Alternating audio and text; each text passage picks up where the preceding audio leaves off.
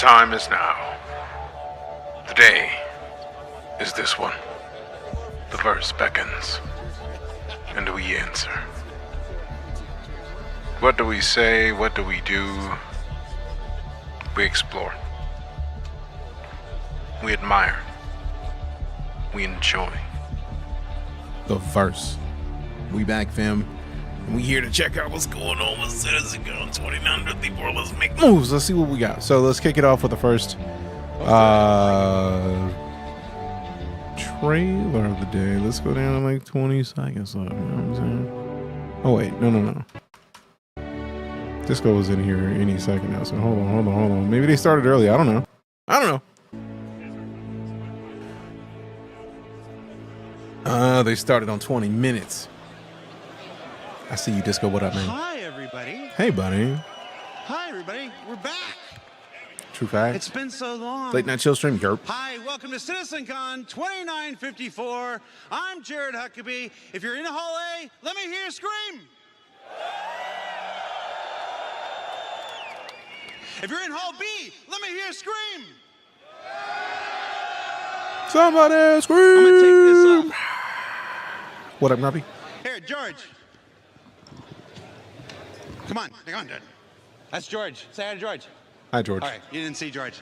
Welcome to CitizenCon 2954. I'm Jared Huckabee. We are live from Manchester Central here in beautiful, sunny Manchester, United Kingdom. This is the, 11th CitizenCon? 10th CitizenCon? I should have counted beforehand. Basically, we're back. It's our first since we returned last year in Los Angeles. BEA beautiful. What up? Sorry about the countdown thing there. This is the biggest CitizenCon we've ever done, and as one might expect, it took us a little longer to get things going than we expected. But we're ready to start. We're approximately 20 to 25 minutes from the show start, so we are not going to make our 11 o'clock on the dot start time, but you can guess about 20, 25 minutes. So we do got some stuff here. So what is CitizenCon? Anybody? You can't see them. There's a bunch of people down here below me. What's CitizenCon?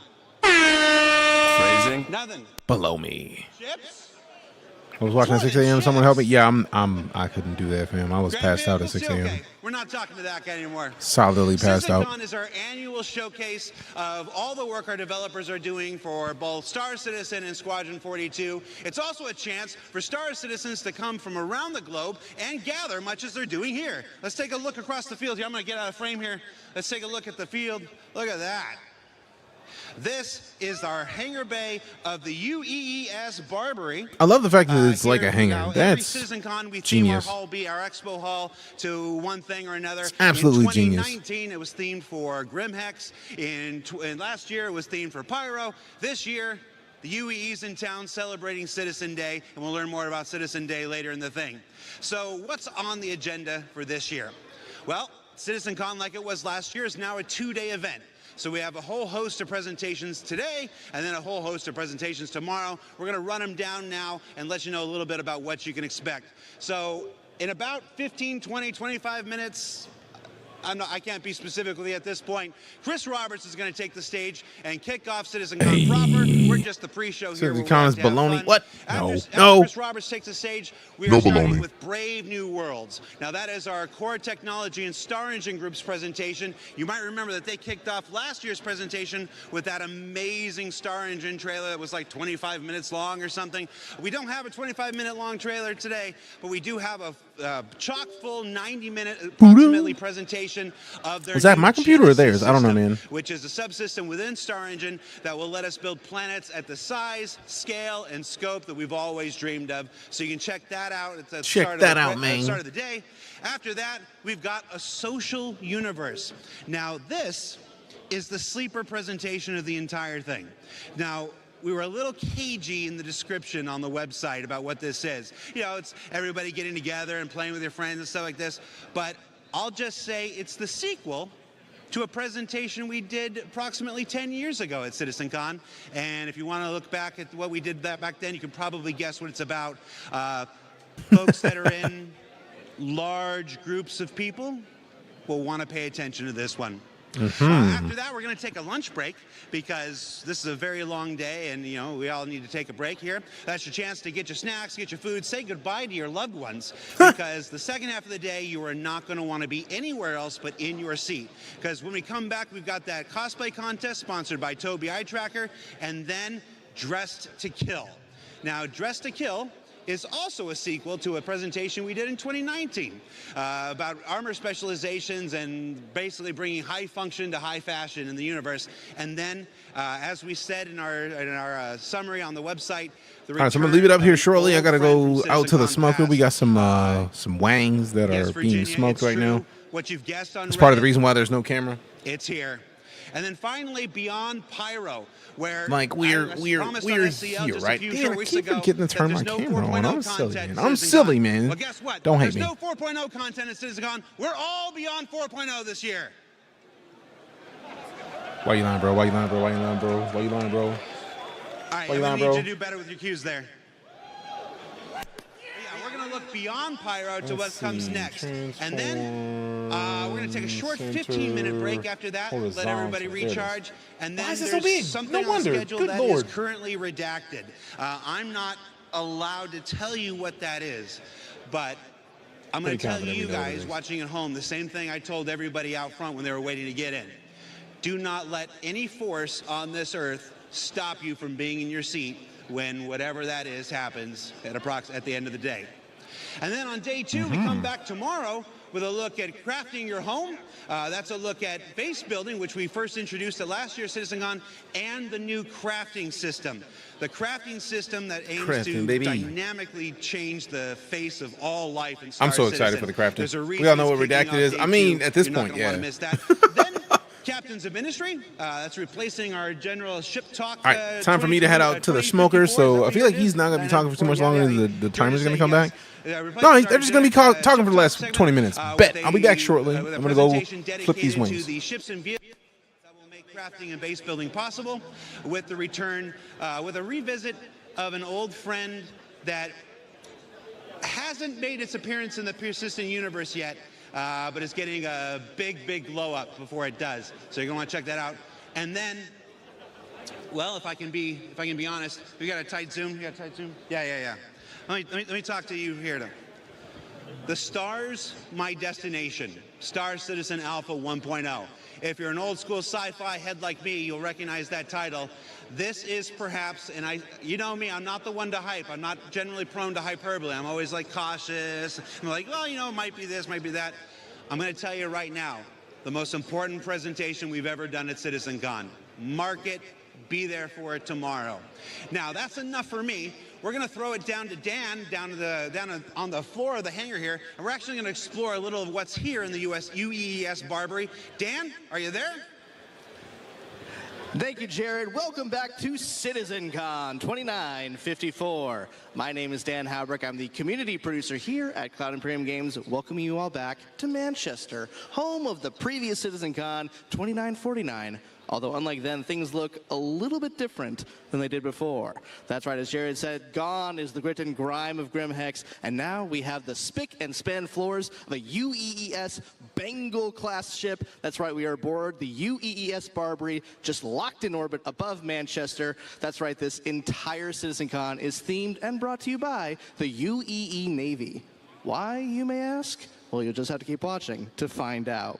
Now, if you're looking at the screen going, who's that handsome man I'm looking at? You probably have a different tab open. So I'll give you guys a quick second to get to Twitch or YouTube and get to the right tab. Make sure you're watching the stream and make sure you're watching our content. I know, it's a disappointment to me too, but I'm told that eventually you get over my face and voice and everything about me. But in case you don't, this year I'm joined by Manchester's very own Sam Haley as my co-host here on the show floor at CitizenCon. Sam Haley is one of our QA supervisors here at the Manchester studio. She also has some impressive street cred. She was the pilot of the Carrick in the 2949 CitizenCon demo, and I literally found this out yesterday. She's also the voice of the ASOP terminal. So we'll make sure that you guys get to meet Sam later today as we're going through. Now, I know Jared just went over this a moment ago, but if you're like me mean you can't listen to a man in his, I don't know, mid-80s ramble on about how the sky used to be blue and dial-up used to be a thing, let me explain what we're doing here. I'm here on the show floor at CitizenCon here to show you guys the awesome stuff we have for those of you who are at home and aren't able to attend. So we want to make sure that you guys feel as though you're not missing out. So come follow me and we're going to check out some cool stuff here on the show floor right now. To my immediate left, we have the Voyager Bar. If you guys are here at CitizenCon and are looking for some refreshments, look no further than the Voyager Bar. As you can see, we have some impressive refreshments based on our in-game drink manufacturers. We have some awesome flags, we have some awesome pennants. I don't know how well they're going to pick up, but we also have some amazing 3D torpedo burrito dancing Garmin Humble stuff in the background. If you guys are looking for a drink here at CitizenCon, look no further than the Voyager Bar. I'm sure we're going to see some of our developers here around 4 p.m. Probably closer to 3 p.m. They're going to be here any second. It's been a long couple of weeks, so we'll give them some privacy and we're going to move right on.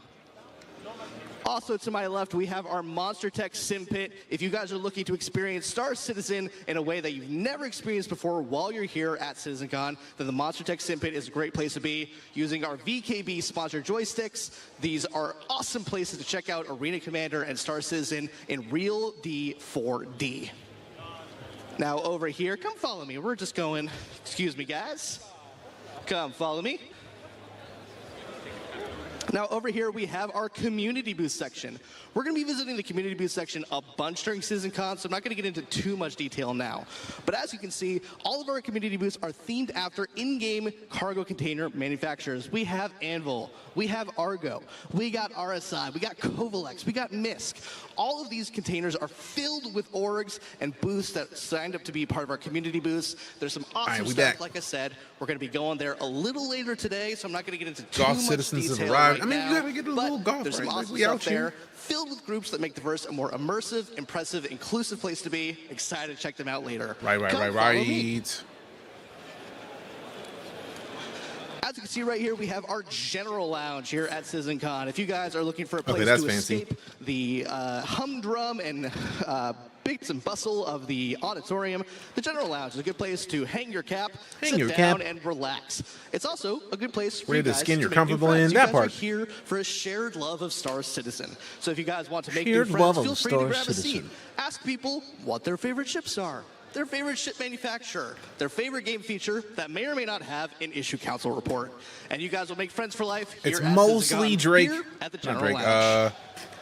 Crusader. And I know there's something with a that bit we of haven't Drake. talked about. It's a pretty we're always going gonna love the Kraken. Big deal. I know we've just been glossing over it. I think we finally should talk about it. I'm talking about, of course, the Addison Lounge. That's right, the Addison Lounge. If you are looking to sit down in comfort and style, the Addison Lounge is the place to go. We have our United Empire of Earth timeline. We have our UEE branding all over the place. It's a good place for, again, for you to hang your cap, sit down, relax, because I'm and a enjoy bad the show. mother lover. And I think that's it. I mean, Sam, I don't know where my co-host Sam is. Sam, I mean, the next CitizenCon depends on where it is, because I definitely, if it was in the U.S., I would have been there. Stuff I glossed over, nothing big or exciting that I didn't talk about, right? This year, yeah. Dan, I know the most big thing in the room is your ego, but other than that, there is one thing you haven't mentioned yet. Yeah, let's talk about the hornets in the room, shall we? Get 'em. We have an amazing set piece here at CitizenCon this year. It is massive. It is the biggest thing that I think we've ever had on the show floor here at CitizenCon. It is absolutely impressive. It has some really great audio displays as well, if you guys were here earlier. I think, Sam, while I go powder my nose and make sure that I'm picture perfect, why don't you head on over there and give the people more information about the biggest and best set piece we have here at CitizenCon. Let's check out exactly what we're talking about, shall we? Happily. Thanks, Dan. Let's go check this Hey, what's thing up, out. Junior? How you doing? Or JR? Look at that thing, man. That's beautiful. So, as you guys can see, we have a near life-size replica of the Hornet F7A Mark II. That's fancy. This like thing was made stupid for fancy. us by Mango Stone, and they spent 14 weeks putting this together. From 6 weeks of concept, 8 weeks of build time. This thing was their biggest ever build, but they have built stuff for us before. Convention name CitizenCon. In the Manchester studio. Nice change from game name. Now, as you guys Game name? know, Name this game? is a What name game? medium fighter. Name of game? So it packs a punch. Heavy 3D but printing. it This looks is sick. pretty Is it quick. 3D printing though? If you guys have flown the F-17s I don't know if that's a full before, 3D printed it's thing. very similar. However, this thing, if you guys haven't seen That looks the like just guns wood. and the Gatlings, No, this we're in thing, multiple different streams, Junior. It's You're in that one. pretty We're on Twitch. powerful. We're on multiple YouTube channels. Like there's wide and vertical, and TikTok. Well, yes. So yeah, this there's like 4 is streams right my now. Thanks for being in that one. Second favorite Anvil ship. Ooh, Dare I second say you it? say? And, you know, I haven't got to drop my cred yet, have I? Let's just... Your vehicle has been delivered to the following location. Yeah? Smooth. Did I sound Your like me? multimedia, little bit, Yeah? little Good, bit. Good. Hey, off duty over on the it YouTube has too. been Appreciate you, delivered man. Right here Appreciate to you. Manchester, Appreciate you. 200 miles away from Brighton, by our amazing guys at Mango Stone. Yeah. This thing was built with a huge steel spine structure, and there is a platform in the middle, steel platform, that they use to build the top details.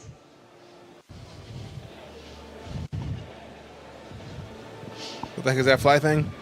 That is an Anvil Yep. Hornet If you F7A guys Mark II. don't get the chance to see This this, is in that's what Space person, Force needs. If it can get off the just ground, yeah. look at that'd be fire. everybody's social media. What kind of for upload the speed do you have on next your internet for 5 multi-stream? years. I'm pretty sure Mostly this is going to be people's profile we live pictures, gigabyte, cover photos, gigabit, whatever it might be. fiber if you're at the situation. event and you don't get so a like picture Twitch with is this thing, 6K, I think you're missing YouTube's out. also 6K.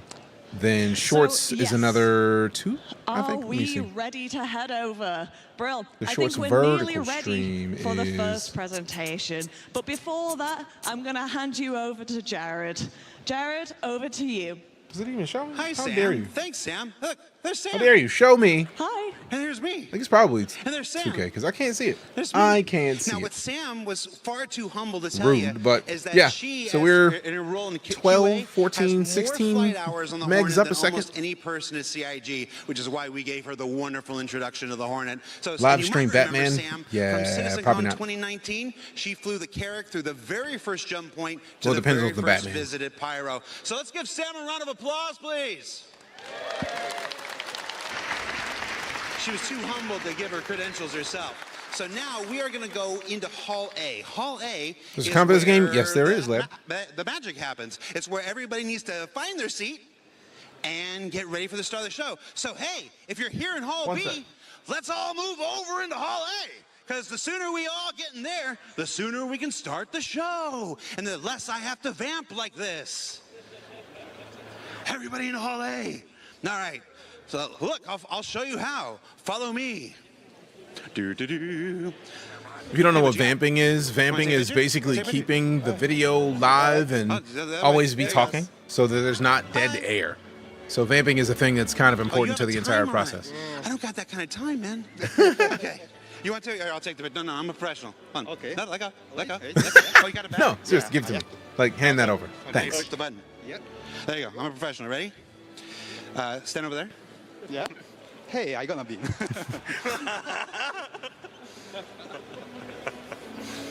Okay, no, we're good. All right. No, we're gonna do 2 pictures. Ready? We're gonna go down low, like we're in a rap album. But we can see our bellies then. Well, okay, I'll do this. Good call. And then up high, like we're teenage girls. And then one that's really awkward. Ready? Okay. Yeah, just, I love how he's ignoring. how's that look? That's How's great. that look? All right. Thank you. No problem. Perfection. All right, let's get into Hall A. Everybody into Hall A. Everybody moving Hall A. Slice of pizza? What is that, just cheese? Yeah. All right, thanks. Everybody in the hall. Wow, he smoothed his way through dual slices. I guarantee they gave him a whole pizza after that. Whole A, give it up for pizza! I mean, that is Jared. To be fair, he is that. I would expect nothing less. Benny's noodles, we've got torpedo burrito. Tell me this is not we've my got computer with the pips, poodle. Stop it. And we've got pizza. Would a scam game have a convention like this? Case closed. Okay. There's a Move to a lot whole of A. here. I see what you did there. This is the largest there. audience we've ever had for CitizenCon. Damn. 4,200 people, plus a bunch of employees, plus a bunch of crew members. Over 5,000 people in this room.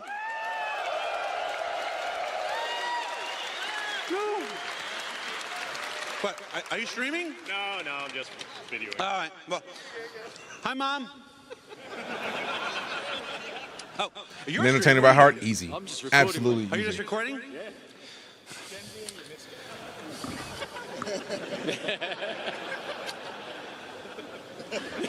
All right, there we go. Oh, what are you doing? You doing the same thing? All right, here, let me see. Thanks. All right. So, CitizenCon, who are you? Martijn. Martin? Yes. Where are you from, Martin? Netherlands. Netherlands. Took that dude's I phone love is the recording Netherlands. another I person don't with another remember most person's of it, phone. though. Only disco fan. Do you? Only disco. All right. Must be different for visitors. Different priorities. I don't know if I'm supposed to say that on stream. Whose phone was this? There you go. There you go. All right. Let's go. How much time do we got? Hold on, I got to put my headset on. How much time do I need to do this for? The fact that he Where's can Chris vamp Roberts? live like that is great. Chris Roberts is here. Does he have his mic on? Okay. All right, sure. I mean, if that's what he wants.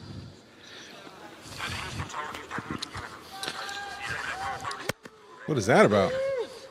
I apologize. You ready? Disco is ridiculous.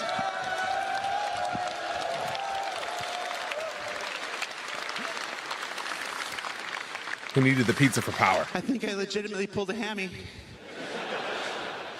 Oh, that thing is rock hard right now. Oh, you're gonna check out my shoes. Phrasing? Yeah.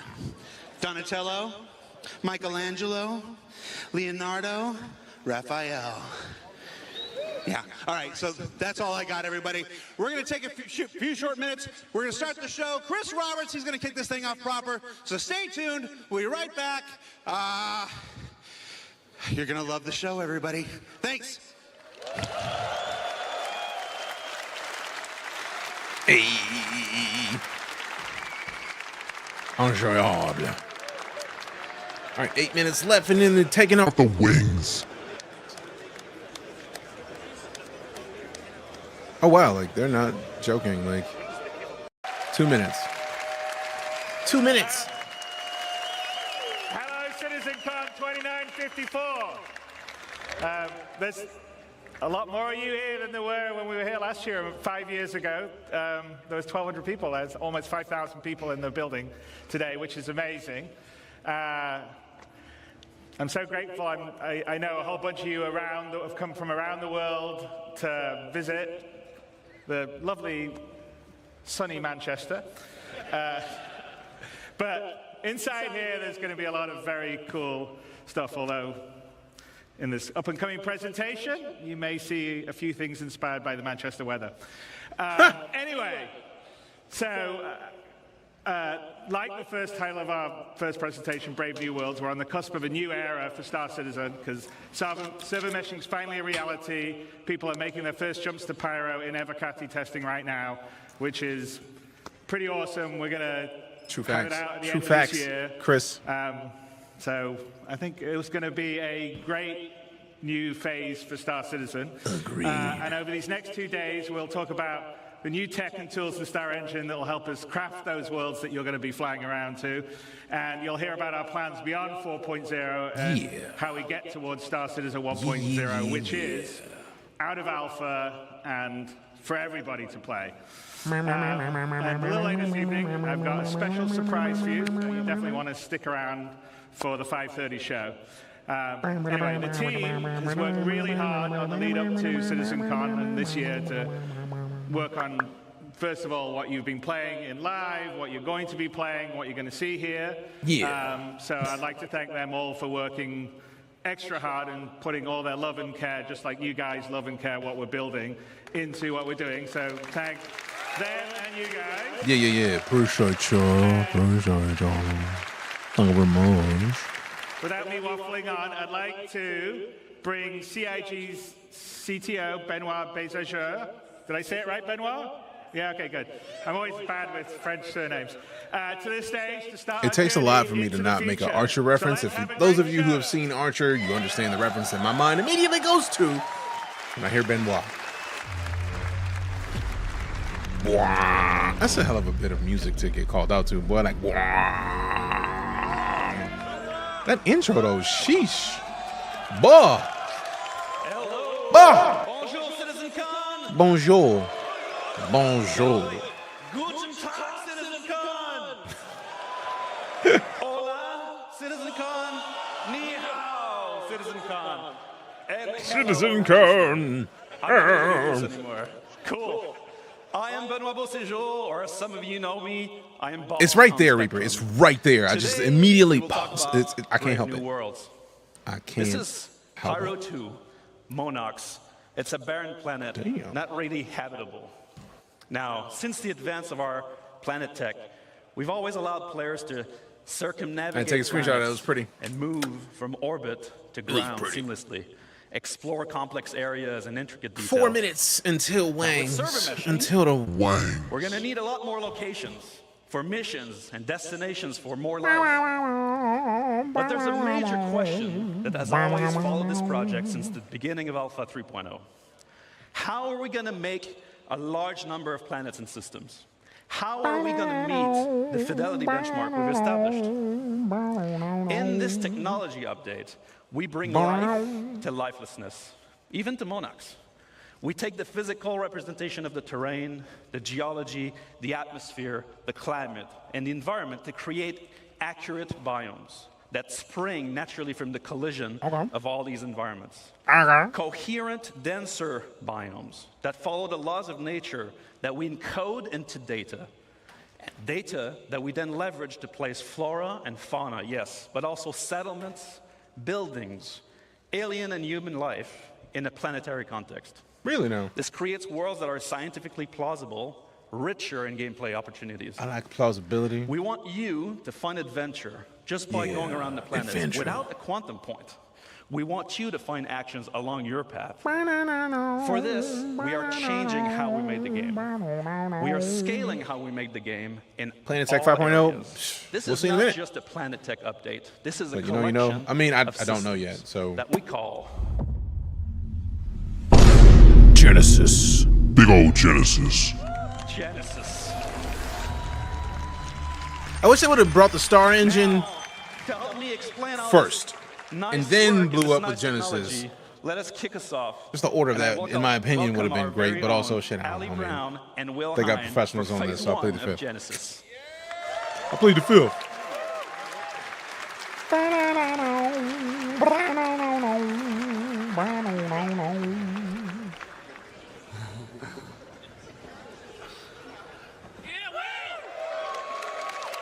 Yeah. Hello, Star Citizen. Yes, hello, CitizenCon. Hello. Hello. Hello. So let's start with some introductions. This guy over here is Will Hane, aka Water Guy or River Guy. And this lovely gentleman is Ali Brown, pusher of pixels extraordinaire. And we're here to tell you about phase one of Genesis, which we're entitling The Laws of Nature. And this revolves around the fundamental approach we use to build our planet and is the literal foundation for everything else we're going to talk about in this talk today.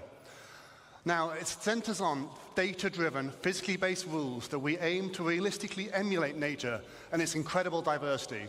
Okay. Before we dive in a bit deeper, let's just recap on some of the things we already have on our planet. So here you can see our lovely atmosphere and our cloud rendering, which can provide some spectacular views.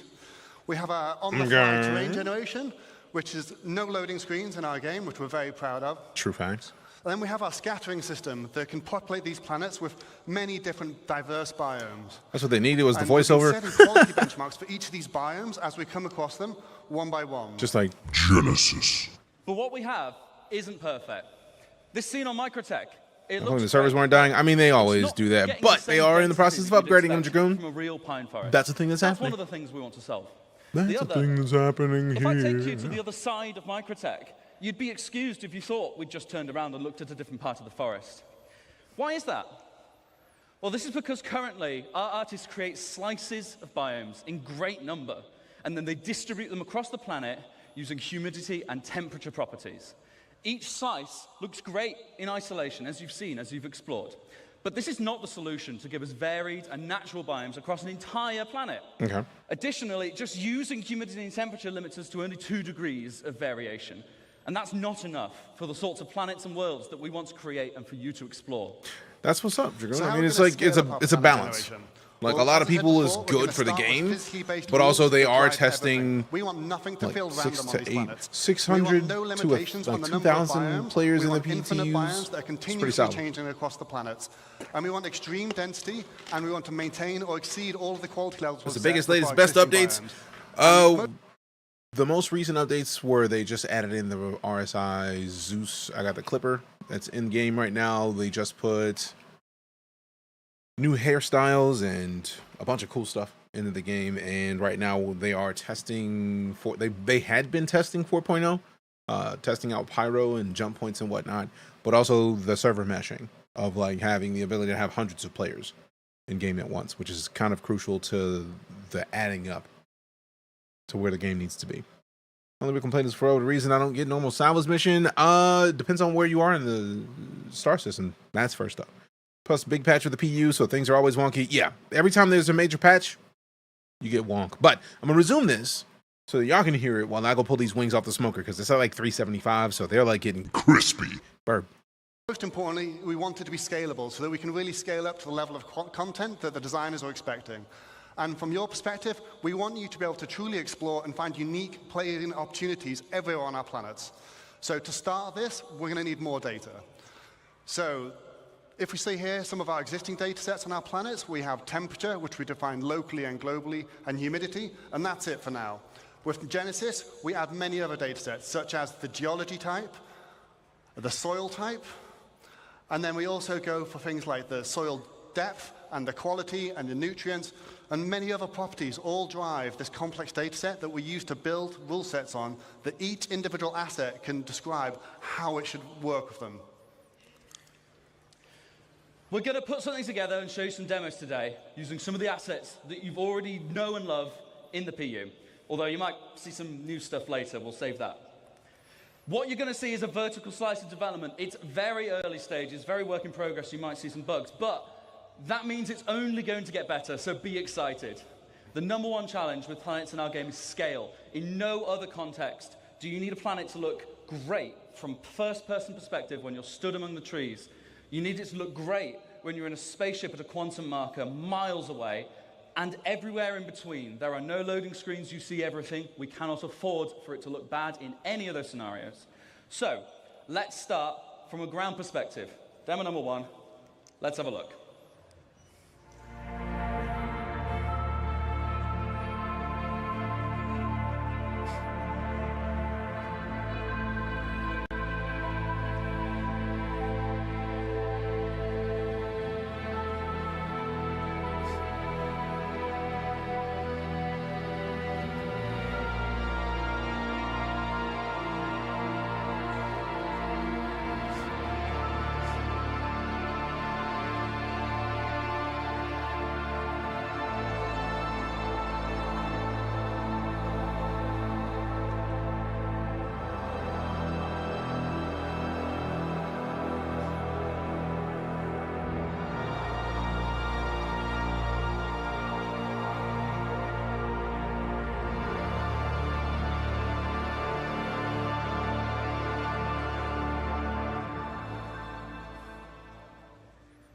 So, how do we make that?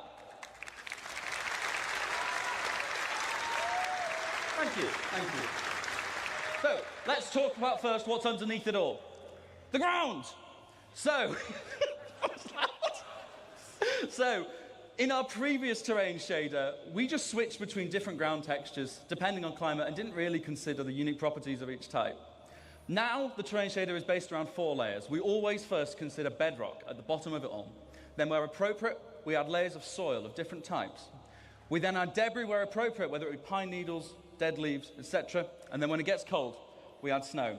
Each of these layers has unique shading properties and unique transitions between them.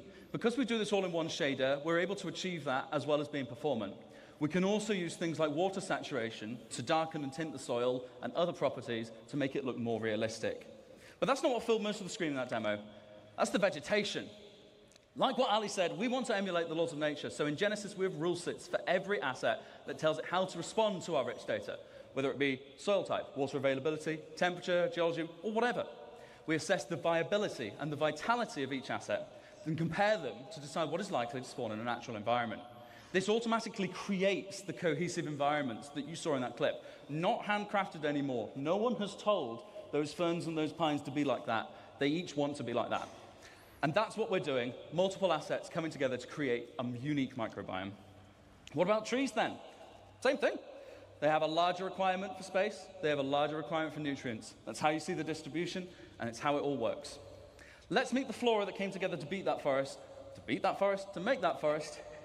and have a look at some of their properties. Now, just to note, they are all going to look quite similar because we've already seen them in the same place, so they must be similar. So, building blocks, like grass and common grass, medium amounts of sunlight. We had ferns, see as a much lower requirement for sunlight. We had salix bushes forming our undergrowth, and we had pines, of course, and multiple variations of pines. Diversity is driven by competition. Everything has ideal conditions, which affects its competitiveness. We also have additional control over this in the form of dominance, which allows us to make one asset more competitive and more dominant than another, which is just what we see in nature. Everything is constantly fighting for resources and, of course, light. Because we spawn these assets in a hierarchy, it's easy to propagate shade data down over the distribution of the assets so that we can control ones that prefer or reject shade. Often, like these ferns, they can spawn in light, but they are outcompeted in those scenarios most of the time. So you will see a rogue fern, or a place where there's no seeds for a specific asset, you might start to get this coming in. Let's take a look from a larger perspective again.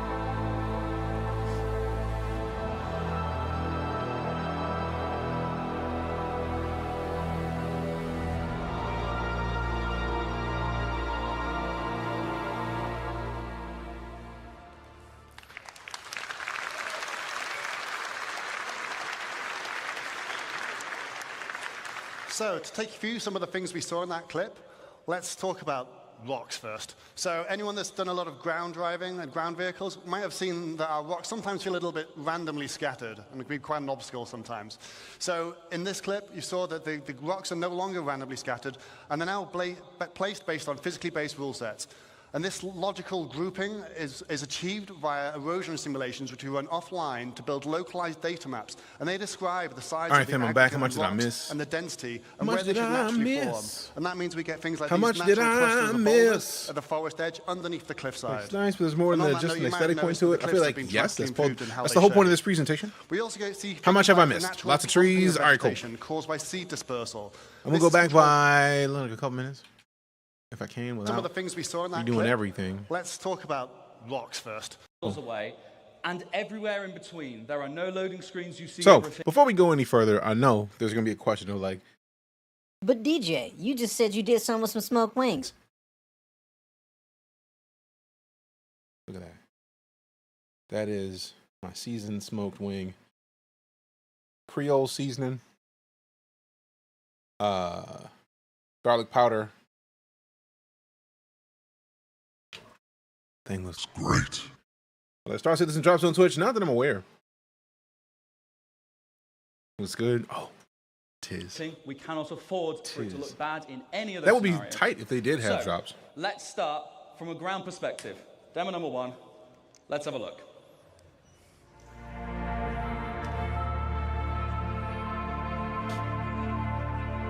Also, just for funsies, since Lala got me the Truff Darth Vader Reaper Pepper sauce, I put a bit of that into some ranch. So I'm gonna have some Truffle Reaper Pepper Ranch flavoring for the wings to dip. Say that Alice needs a small rework. I have not used one yet. I was given one after talking to Galactica at TwitchCon. She was like, "You don't have one? Hold up." So I now have one. So I get to show it off soon enough. Oh, that's delightful.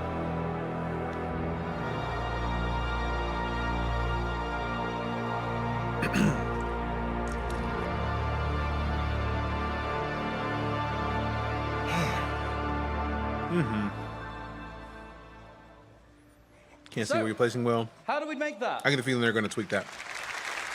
That was fancy. I was so Thank you. focused on wings. So, let's talk about first what's underneath it all. All right, Area 18 for 75K with the update. So good that they just made it to where you can get one. So, in our previous terrain shader, we just switched between different ground textures depending on climate and didn't really consider the unique properties of each type. Now, the terrain shader is based around 4 layers. We always first consider bedrock at the bottom of it all. Then, where appropriate, we add layers of soil of different types. We then add debris where appropriate, whether it be pine needles, dead leaves, etc. And then when it gets cold, we add snow. Each of these layers has unique shading properties and unique transitions between them. Because we do this all in one shader, we're able to achieve that as well as being performant. We can also use things like water saturation to darken and tint the soil and other properties to make it look more realistic. We got the follow from That's Fritz. what Appreciate we're you. doing in that It's demo. pretty mad that Chris said That's the 2026 vegetation. 142. Like what Ali said, Let them take their time. Like, so in general, I will pause. I can understand the frustration of 2026 being for Squadron 42. Having said that, part of the reason I back this project is because I want them to get it done. I want them to put it out and make it work, and they need to take however long they need to get that done, in my opinion. I mean, you can only launch a game once. They've had previous announcements of like, oh, it'll be done here and it'll be done there, and they've never been closer to what release would be until now. So for all intents and purposes, they could go to CitizenCon next year and be like, yeah, we said 2026, we meant now. It's possible. But yeah, Numble makes the valid point, or Lum Orak. I'd rather have it good in 2026 than shitty in 2025, in which case, actual and also factual.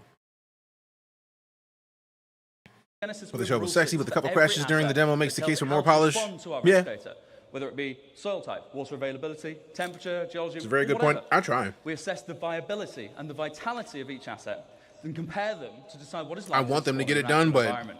This I don't want it automatically sooner creates than the cohesive environment they are that you saw confident that in clip. Not handcrafted anymore. No one has told those ferns and those pines to be like that. They each want to be like that. And that's what we're doing. Multiple assets coming together to create a I have not unique Reaper, but I have it. I What claimed about it. trees then? Same thing. They have a larger requirement for space. They have a larger requirement for nutrients. That's how you see the distribution, and it's how it all works.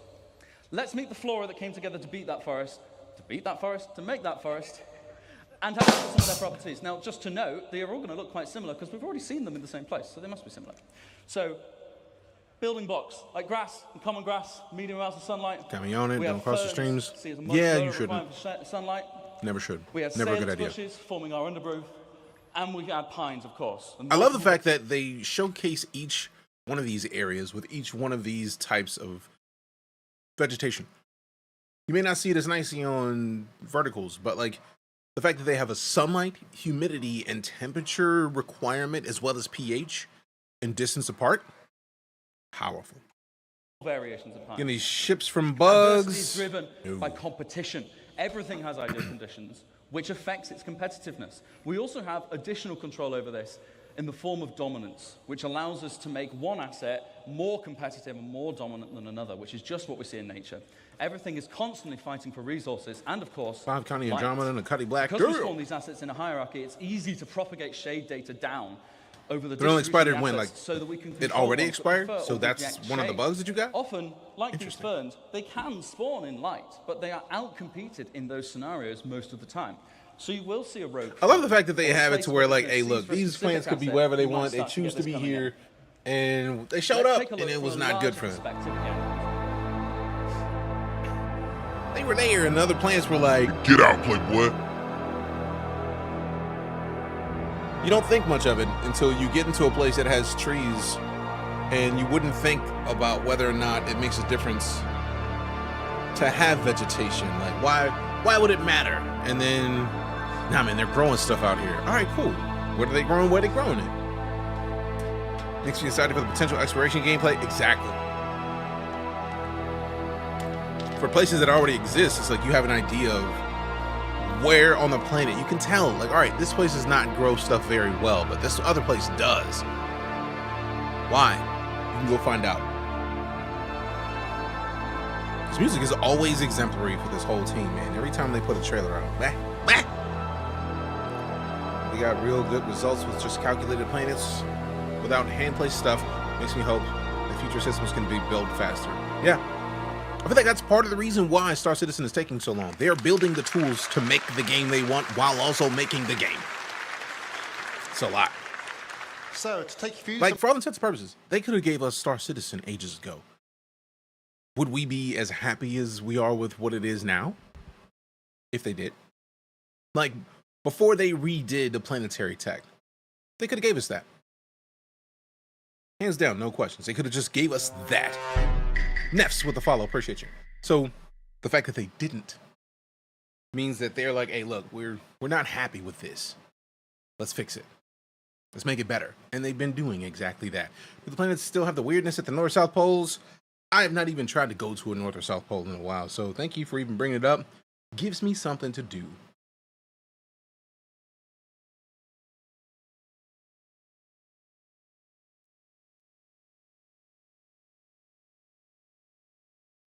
Why is it quiet? Why are you? Oh, wait, accidentally muted. My sometimes bad. a little bit randomly scattered, and it can be quite an obstacle sometimes. So in this clip, you saw that the rocks are no longer randomly scattered, and they're now placed based on physically based rule sets. And this logical grouping is achieved via erosion simulations, which we run offline to build localized data maps. And they describe the size of the aggregate and rocks and the density and where they should naturally form. And that means we get things like these natural clusters of boulders at the forest edge underneath the cliffside. And on that note, you might have noticed that the cliffs have been dramatically improved in how they shade. We also see things like the natural clumping of vegetation caused by seed dispersal. This is controlled per species, so we can get better emulation of their unique growth patterns and create a much more realistic environment. And we also calculate the slope. Fam, I know I say this every time we get into one of these major presentations about what they're doing with Star Citizen.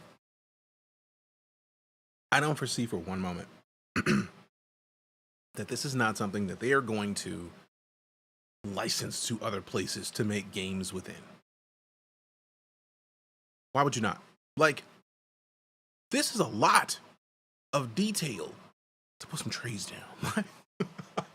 So they can procedurally generate a planet full of trees, and there be differences within the trees and rocks and shrubbery and ferns. Like, that's a lot.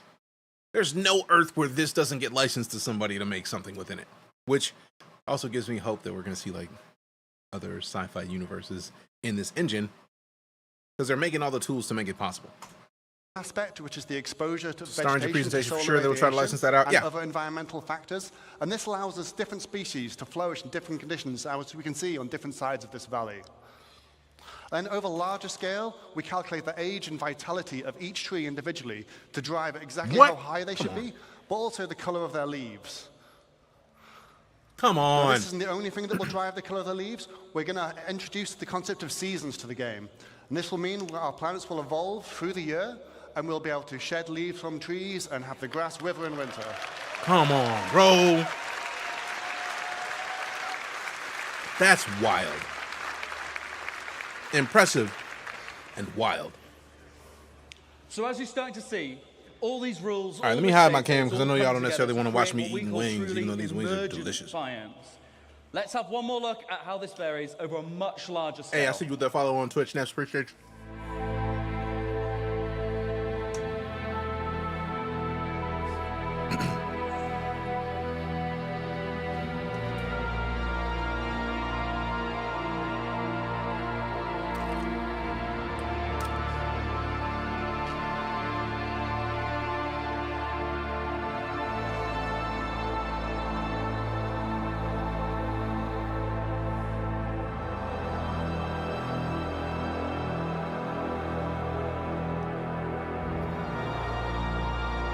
Can't wait for day 2. Big same. Big same.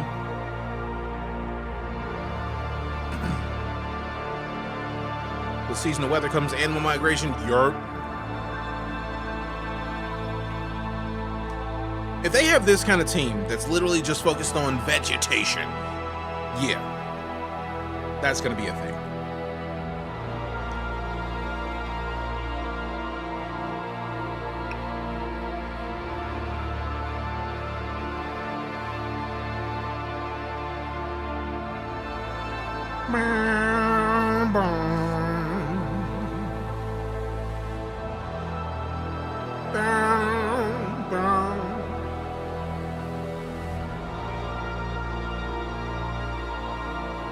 Everything shown at today's event was massive. Oh yeah, that's how it is every CitizenCon. Just like in real life. Oh, thank you. Yeah, don't let him talk. Don't let him talk. Applause. You deserve it. Just like in real life, our areas should vary, even by traveling a few kilometers. If you get in a helicopter and fly over the Alps, it all looks a bit snowy, but when you look closer, it's constantly changing. And we're now able to accurately represent that with our changing data. Another very important factor to mention is the distant look. In this screenshot, you don't see a single tree, and yet the terrain is still green. We previously did that with artists-made lookup tables that told the planet what color to be at what position. But that wasn't going to work with all our new data and our far more complex spawning. Now we have a systemic solution. It was the actual gameplay of the show that I appreciated the most. Oh yeah, I love that. See, the thing that I've blown away is, if you think about it, if they're confident showing that kind of gameplay off today, day 1 of CitizenCon, what are they holding for tomorrow? The world is fake. We live in a simulation. Fake people are real. Wake up. We live in a simulation. All right, Neo. Hey, yo, who mans is this? That cause the assets to spawn, and when you get there, that means we can sample the sort of color that is going to project onto the orbital view and use it. We get a far better accuracy from the result. Together, by creating rules and authoring data that works, we create a continuously varying planet that sets the scene for the incredible exploration gameplay I know you guys are going to have. But how have we done this without compromising on performance?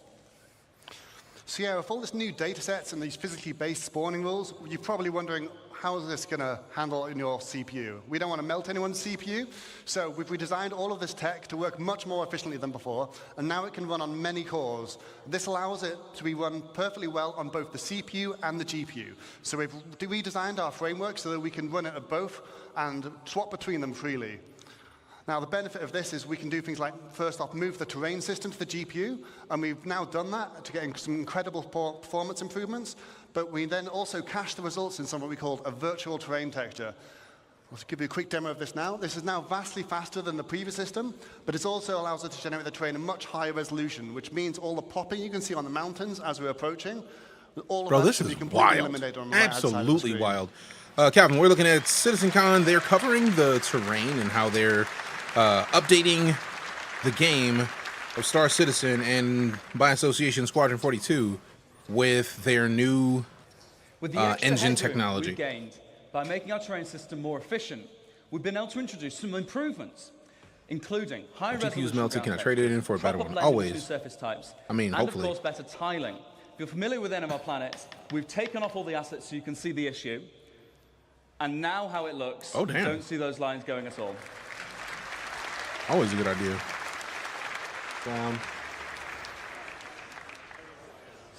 Oh, that's nice. You don't get to see the... Oh, that's what's up. I've been wondering why games still have that tiling system in the same way for ages, so the fact that they fixed it Even if it's just like a slight offset to what's there, With the terrain data captured works. on the GPU, Star Citizen, where it's like at, I Big said, Sam. we can perform the scattering there too, which is significantly faster. All those algorithms that we've used to generate those first bits can run there without being more expensive on your CPU. And it also means the results are directly there on the GPU. We can render straight from them. That allows us to have dramatically more density in our new system. We can render objects directly without having to go via the CPU every frame. We also cull at different levels of granularity, with bigger groups in the distance and individual assets up close. Just as a demonstration, this is the sort of density you can expect on Microtech today. And in a second, we'll flip over to what you can expect from the new upcoming tech.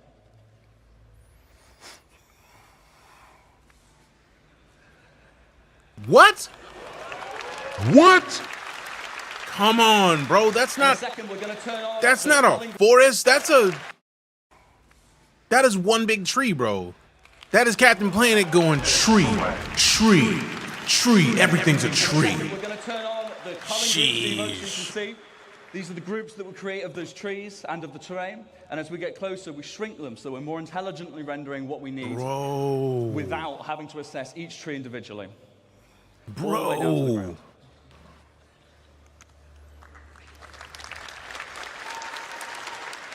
Yeah, they deserve that. So Yeah, to they deserve the recap some of applause. things Come you've on, seen here bro. in Phase 1, we had data-driven rules based on physically based data, generating emergent biomes that continuously vary across our planets to get infinite possibilities. And we've achieved this with much greater density than before and much faster rendering. And we also achieved seamless transitions from ground to space with zero popping. So now that we've got all this tech, it's time to talk about how art might make use of this. So for that, I'll hand you to the next phase towards Sebastian Schroeder. Thank you, guys. Thank you. Appreciate you, Sebastian. Come show us some stuff. No physical. Thank you.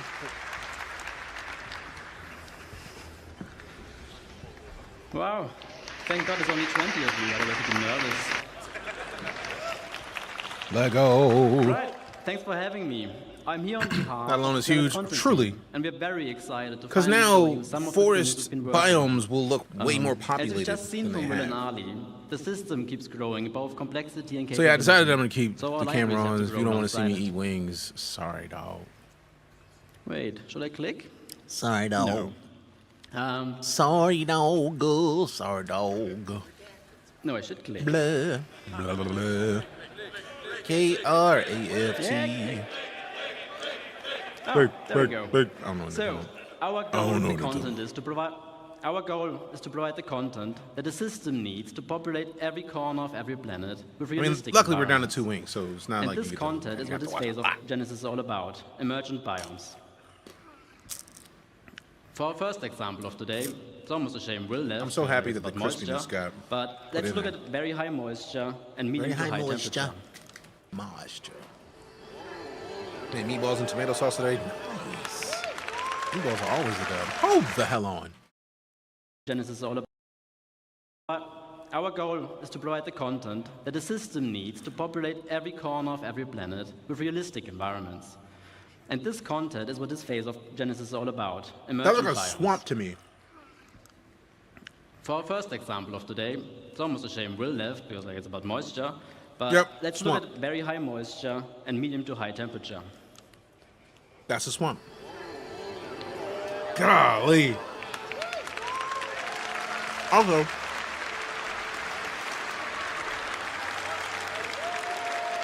we see them birds. They ain't slick.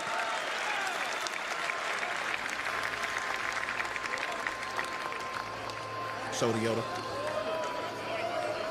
That is fantastic, man. I was like anthills?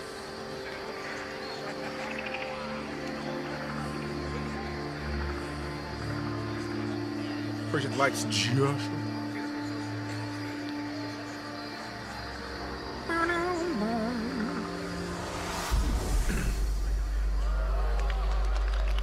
I love the water tech, man. When I see flybys, it's just delightful.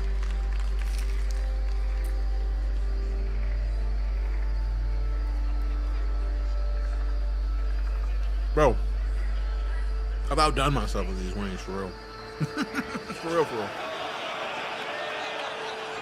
Hey! Do or do not. There is no try. What's your favorite kind of wings? That's a tough one. Dry rub, really.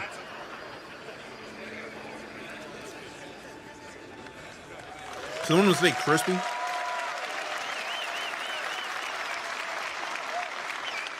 I need my wings to be crispy. Thanks. And then I That dip is the really sauce in good. it. So, for swamps, we obviously made vegetation that feels at home in or near water. But before we dive in, allow me to give you a quick primer on our approach to authoring plants. Most species can survive in a fairly wide range of climate conditions, but will only thrive if the conditions are ideal. To support this concept, we author our vegetation assets to describe the full growth cycle of a species. If the conditions aren't ideal, they may not grow to full maturity or look their best, but the species can still exist. So let's have a closer look. Appreciate that follow, Tommy Tom. For the water's edge, we made plants like this Alternatera and the iris. Come on, We also bro. need aquatic ones to float on the water surface, like the water lily or the pickerel weed. This willow and the one after, the Chinese tallow tree. Hey, we got Modest while Bear with follows well. comfortable near Appreciate you. water, we can also use to replace some of the more aged assets used to seeing elsewhere in the game. The last one, it's taking a bit longer now, but the last one, I'm gonna wait. Damn. The last one, you may not see used much in other biomes, but it's a very iconic one for the swamp. True. The bald cypress. True, true, true.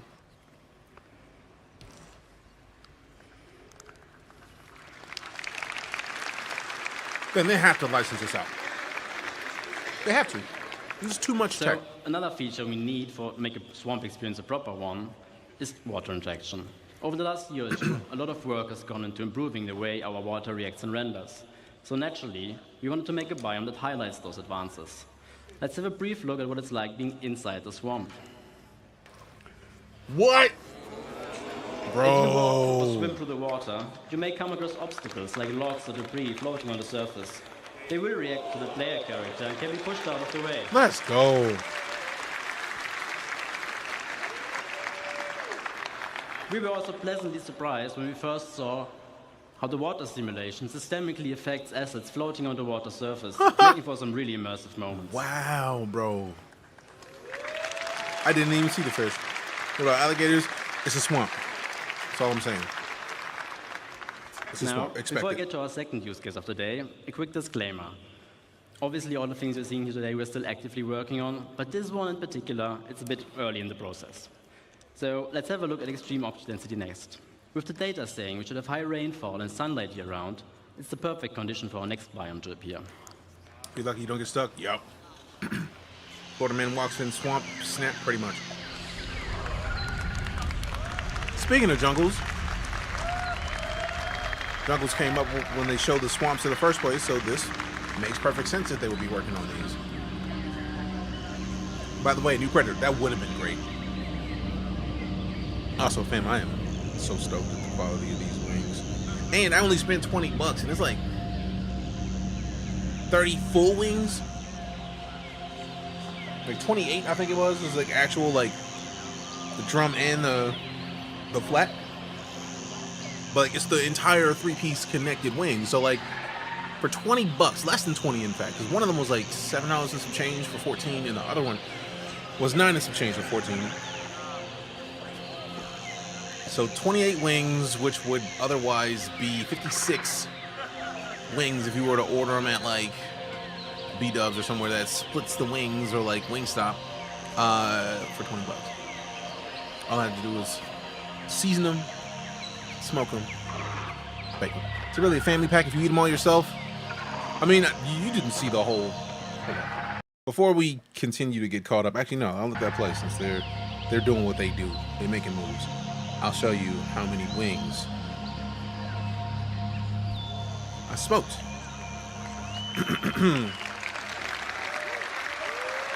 Is it really a family pack when that's how many wings I smoked, fam? Considering everything you've just seen is still very much work in progress, the gameplay capture team really did a great job showing our work in the best possible light. It's time for me to reinstall. With Yes. jungles, we wanted to explore the concept of vertical Jealous. certification, Same. And I made as they are the prime example for that. What it means is that you have horizontal layers of microbiomes. That emote is defined great, by Rob Rocky. this, Named that way defined by the because it was a species family that of chickens. thrives I mean, with the maybe. amount of sunlight and rain that still reaches there. Maybe. The floor, herb, and brush layer we could almost do before, obviously missing the density. But now we also have the option to add variation to the tree layer by dynamically spawning epiphytes like lianas, orchids, or bromeliads attached to trunks and canopies of other assets. It is for real.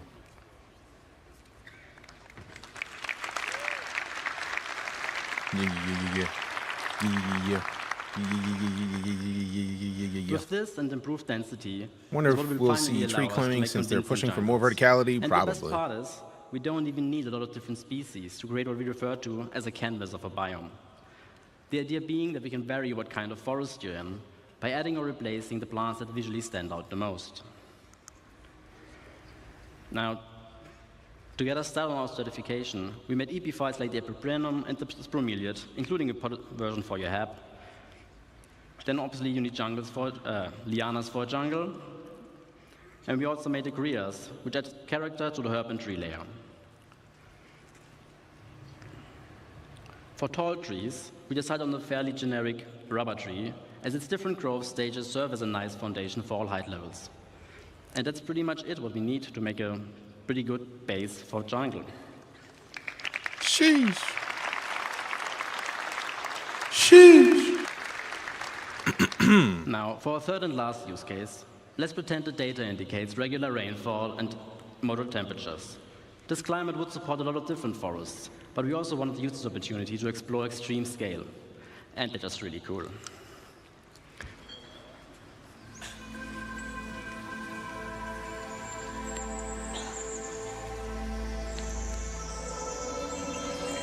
Damn, they're not playing. They're not playing at all. They're not playing at all.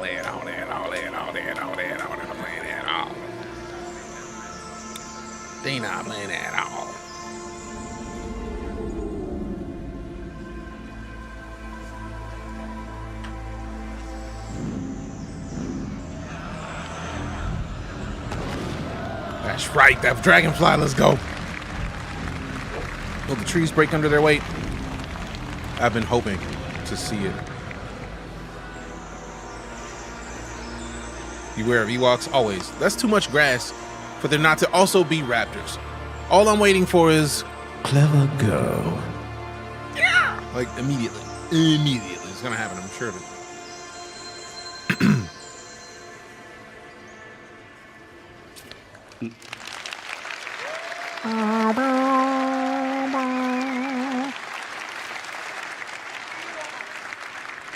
Now, for this one, we first looked at the different redwood biomes on Earth and tried to analyze what the most defining species of them are. With this understanding, we then decided on the following plants to allow for a fairly universal redwood forest that will easily support variation across continents and planets. This is wild, man. A fairly common family of species for the ground levels of all redwoods are ferns. In our case, the sword fern. Between two ferns. To provide some what up, TJ? How you doing? Density for the shrub layer. To add some Jurassic vibes, we made tree ferns, as they can be found in New Zealand's redwood forests. The most important one, though, are obviously sequoias. And they ended up being one of our most complex sets yet. As it turns out, they can grow to be fairly ridiculous in size. The fact that they even have those. Is that a carrot? Taller than a carrot is long. That's good. That's damn good. Now, one thing our game's foliage is Hold on one sec. Now, I was hoping to see the text. Casual place carrot, right? Sorely missing is the ability to properly react to what's happening around it. The goal here is to unify all forces from all sources. Sorry for the horrible rhyme. All forces from all sources. Wind, characters and creatures, ships, explosions, and whatever else, and have the vegetation behave accordingly. Shorter. Now, as part of our tech improvements, we will be implementing a GPU-based simulation that's fit for our game scale. For now, we've set up the ferns with our existing CPU-based one to better visualize what it will feel like to walk amongst those giants. Also, with the biomes on our planets now being defined by where an individual object wants to appear, you can expect a lot more happy accidents by having species invade different biomes, making for some unique locations, hopefully. Surely. Hopefully, surely, maybe, possibly. Could be.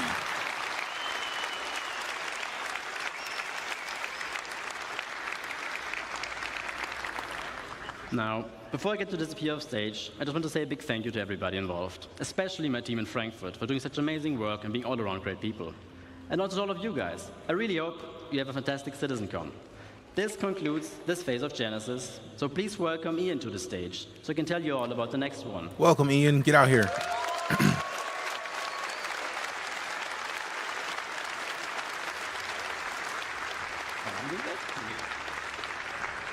Hairdo, Ian out here getting it. We see you, Hello, Ian. CitizenCon. Got that straight two-face. All right. Let's pause it. Let's get this recap real quick. Like, Meanwhile, let's catch up on chat. Chat's buzzing with excitement for day 2. From massive gameplay reveals to tech demos, the hype is real. Fowise is dreaming of upgraded GPUs while Lumborak serves up meatball sauce and swamp monster cravings. Angelus X pitches a Star Trek game and Django Wolf wonders about alligators in the jungle. Meanwhile, DeejayKnight's crew is ready for more tree-climbing adventures and Ewok encounters. that is pretty awesome. Pretty sure you know that guy? Hell yeah. Those new planets and biomes were pretty, right? But it's time for Phase 3 Civilization to give you some stuff to do. So, let's talk about location Work density. with me, click. We've emulated nature as well as we can to make sure our planets are physically based and realistic, and our biomes are emergent. But it's time to start populating the verse, because where there's people, Now, there are their Two-Face, lives it's two and hair. the structures they build. I mean, So it Two-Face makes did sense have that two whenever hairs, you go so and there's that. explore these planets, that you find their lives. And what's even more important is that when we make these structures, that they use and they follow the same rules as our biomes, such as the jungles and the swamps.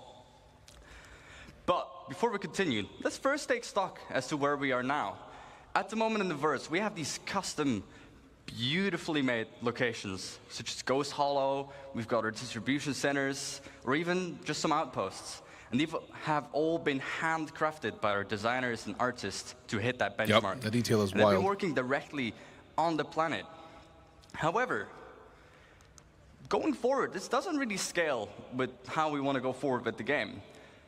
Server meshing is about to arrive, and we're going to have a way higher player count. So those 73 bunkers across Stanton just won't cut it. But in general, it's also pretty barren. There's not much for you to explore and find stuff out there. So there's no exploration gameplay. You haven't really put your character to use for the way that you should. So this means we need to go bigger, which means we need to change our workflow. Okay. And with any workflow, it means we need to first establish a new benchmark. So, with our new benchmark, we are ensuring quality and improve on our previous work and make it even better. And any location that you'll find needs to have its own unique personality and no repetition. We don't want you to find the same location twice. This also means that this is your exploration and your findings. So when you go out there and explore with your Carrack or with your Corsair, is that whatever you find, you can share with your orgs or with your friends. As for density, if you fly down to the planet, we want you to find something, let's say, every 100 clicks. But also improve the mission experience. So when you stay more on the planet, you're more immersed and you go from location to location. Just keep going. So going forward, we are modularizing all our existing locations. Damn, they've been modularizing. But I feel like the key that they're pointing out in this is that the key about what's going on right now is that they are working with more than just one area. The previous times that we've seen with CitizenCon and they were talking about modularizing, they were talking about like city stuff. This is like pyro style, crashed wreckage type situations that don't look the same. So like they are not playing at all. Watch this video on another stream, so I'll say nothing. Appreciate that. The con is Star Citizen. Yes, the convention is for Star Citizen. If you're calling it a con, man, like that looks like a whole lot of stuff that had to be approved, prototyped, 3D designed, modeled, skinned, and preparing for usage in a game. I find a hard time considering that a con when that works. So let's continue. Locations and assets. Worst con ever, so much stuff actually built right. Buildings and Appreciate the follow, layouts Moha. that we'll be using to no longer work directly on the planet. The neat thing, a handful of very all frazzled these producers, modules and guaranteed. assets can be iterated upon and tested right in the editor for all the designers and artists to ensure fun gameplay and interactive sandbox activity, and also make sure all the mission stuff is there. Basically, we're building a toolkit. Push the follow Ace. So let's look at some of the things that we need to keep in mind as we are making that toolkit. First and foremost, we've got our art style and branding. We've got things like Frontier for our settlements. We've got high-tech for the emergency shelters, but also utilitarian, like our bunkers and distribution centers. Could have swore was. It The richer happens. the data, No worries. the richer these locations will be. Secondly, they all have a function. Okay. We've got mining for our mining outposts, farming for the farmsteads, or just places where people live. The function of the place will define the way the place looks as well, and its form. And last but not least, the people as well, the faction and their loadouts. We've got lawful people, like the new Citizens for Prosperity in Pyro, unlawful, such as Xenofred, and sometimes not even no one. And the place needs to look a bit, you know, derelict. In different places, you'll find different people. So, now that we've made our toolkit, and we've defined all this new stuff, let's start building thousands of locations. Yeah. Yes, I said thousands. So, to avoid Don't you dare tell me that they have already made the tool. Well, you saw it previously where they used the Minesweeper-like tool to make an entire city.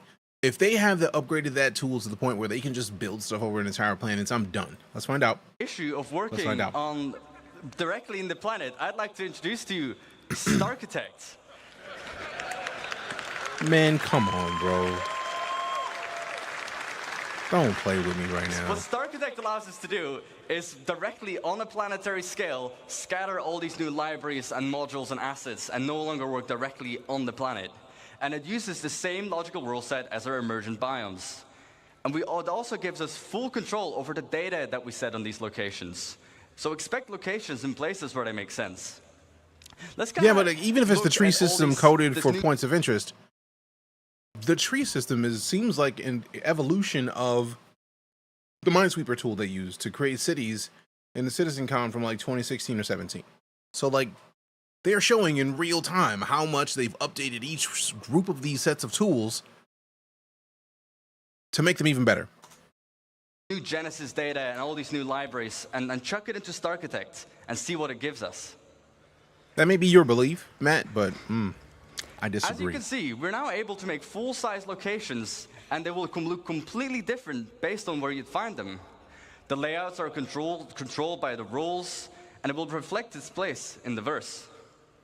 We've got farms, mining outposts, but even our older locations, such as the bunkers that you find on Stanton.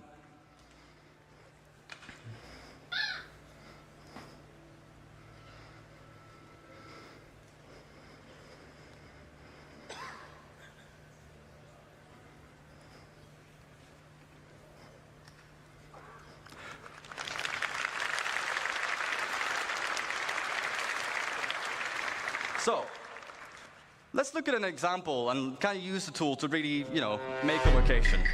We can define the rules, as I've mentioned a couple times by now. All right, we just got a question of what is this? We are watching CitizenCon Day 1, and this is a presentation on the Starchitect, which is their system that they're using to procedurally generate cities based on what the purpose of that city is. It is impressive. Lost my old account. Hey, no worries. Welcome back. Good to see you. Appreciate the follow. Star Engineer. I mean, So they're for going to our have mining 1,000 outpost, different it wants star to be names. near a resource. We can specify what this resource needs to be. But we can also give suggestions where sometimes you'd find it here and sometimes you wouldn't. If the location has refineries, it might want to be near water to refine the resources. Then secondly, we can define what buildings should be there. So obviously we need mining buildings, houses for people to live as well, and even power buildings that we can leverage with the resource network. Starchitect will intelligently figure out where to place these and what needs to be at the location. Next up, farms. Its rules, well, temperature. Not every plant can live in every temperature, but the same with soil type. Only certain plants can be in certain grounds. And then we can query the seed map to determine what plants you would find there. What are the harvestables? As for the targets, again, farm buildings, obviously, power buildings, houses, but even animals, such as our beloved quasi-grazers. And last but not least, derelict ships. We've got these all over the place currently. Rules, well, they'd be close to an anti-air because they would be shot down. But even in harsh flight conditions, such as mountains or low visibility, you'd probably most commonly find them. Targets, well, crash ship parts, of course. Sometimes you'd find the full remains of a javelin, and the other time you might just find the nose of a starfarer laying around. So, let's talk about coherency. Sure, we can scatter all these locations everywhere on the planet, and you'll find them in places they make sense, but we can do better. You don't just want to find an outpost completely on its own, right? We want to make sure it really feels like people have built their lives here. So, let's talk about some missing bits. We want to tell tighter stories, such as the people's lives, but also logical exploration. If I find one thing, I expect to find something similar or something else nearby. We also need more data control. What defines one mining outpost being different from the other ones, aside from the harvestables? And also give the narrative developments. Make sure, people build near rivers, on mountains, they build near town halls, they build near distribution centers. So to hit that bit of our benchmark, we make sure that locations are near each other and group them together. The effect it gives is a fully developed landscape with vistas and points of interest all over. And we group them together in what we like to call a cluster, like this one, that has 13 locations. Timeout. Resource network for point of interest means a lot of emergent gameplay, like a maintenance SOS from a homestead or something for broken dew collectors. Exactly. But like this. This is a cluster of individual points of interest that they are going to be building based on a rule set that they can just randomly generate over an entire planet. Come on, fam. Come on. You have to appreciate that. You have Let's to. talk about clusters. Clustering means generating locations near other locations. So that's fire, man. For example, if you find a distribution center, just like in the verse currently, I would find forward operating bases next to them. But if you go even further out, you'd find mining outposts to funnel those resources to the FOBs. Go out even further, you'd find caves around them, because that's where they might find some of the gems. Come on. And then we can even specify the data on a cluster level. All of the factions that live at this whole cluster, any mining outpost, that would be the same people, but also what commodities they sell, to find on what resource you'd find. So let's look at an example of the clusters. We have our mining cluster. Again, we can define what rules we should have. Rules, well, near a resource, just like our mining outpost, but also it needs to be on a lawful planet. We can target on a planetary scale where they would need to be. They need protection. As for the targets, well, caves, mining outposts, but even trade posts. Let's go to the other side of the spectrum. Before I do so, I forgot data. We can, on a cluster level, specify, again, what mineral commodities, but also what harvestable types you'd find are in that region. Now let's look at the other side of the spectrum, an unlawful cluster. What rules? Well, they need to be far away from any other cluster, because they want to be isolated and do their evil deeds on their own. And also on an unlawful planet, such as somewhere in the Pyros system. Wow. For the targets, outlaw outposts, crash ships, because they would shoot them down, and also ruins from just places they just completely overrun. The data on this one, you'd find specific loadouts, and they'll be using weapons that you wouldn't find in any other legal system. And these weapons will be sold at the shops in these regions. So, now that we have a cluster, let's go even bigger. Just like our locations, we can put clusters near other clusters, and we group them together,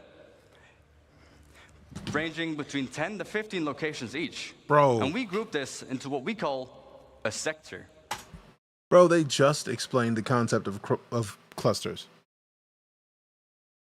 I love how they explained all of this, because they broke it down to easy mode. They said, hey, look, this is a specific kind of area that you can find in specific planets, but like, this is going to have a specific look to it, right? And they're like, we can just make it to where that whole little area looks like something interesting in and of itself. Right after you got done learning about how nature is going to look fantastic no matter where you go. Then they immediately go into like, all right, cool. So you see this cool thing. And then around that cool thing, there's going to be other cool things that we randomly put there because that thing is obviously going to have other cool things in it. That's called the cluster. And then you're just like, bro, like, oh, we also got a bunch of these different clusters that are going to be near each other, and we call them a sector. It's like, come on, bro. That is beautiful. I'm raiding in every unlawful sector I find. I mean, you kind of have to, because they're going to have weapons that you're not going to be able to get anywhere else, which leads me to believe, especially if they get into any kind of the economics of Star Citizen during CitizenCon, we already know that the stuff that you can only find in the unlawful sections, if it's good, it's going to have a high price tag when you go to the lawful places. You're going to find the unlawful people in the lawful places. They're going to pay good money for the unlawful stuff if you just got some in an unlawful place. I'm trying to get paid. Look it up. Explain to me more about these here sectors. Like this one, that has about 120 locations. Jesus. However, on a planetary scale, we can define how many sectors we should have, with each their own data and persona. And every single one of these locations is now ready for the mission system to hook up and give you gameplay, and for you to find a bunch of places on your own. And just on this side of the planet, can you guess the number? We've got about 3,042 locations. Immediately I'm getting a squad that's like 10 dudes, guaranteed. Guaranteed. Again, bring your whole crew. This means that Starchitect Paid my boy immediately, getting super paid. How many Come locations on. we need, what you find there, Let's and it just go. give that full identity. Pay me. Pay me what you owe. Keep it up. Thank you for listening. And I won't just see you in the verse, but I'll see you in a denser verse. Wow.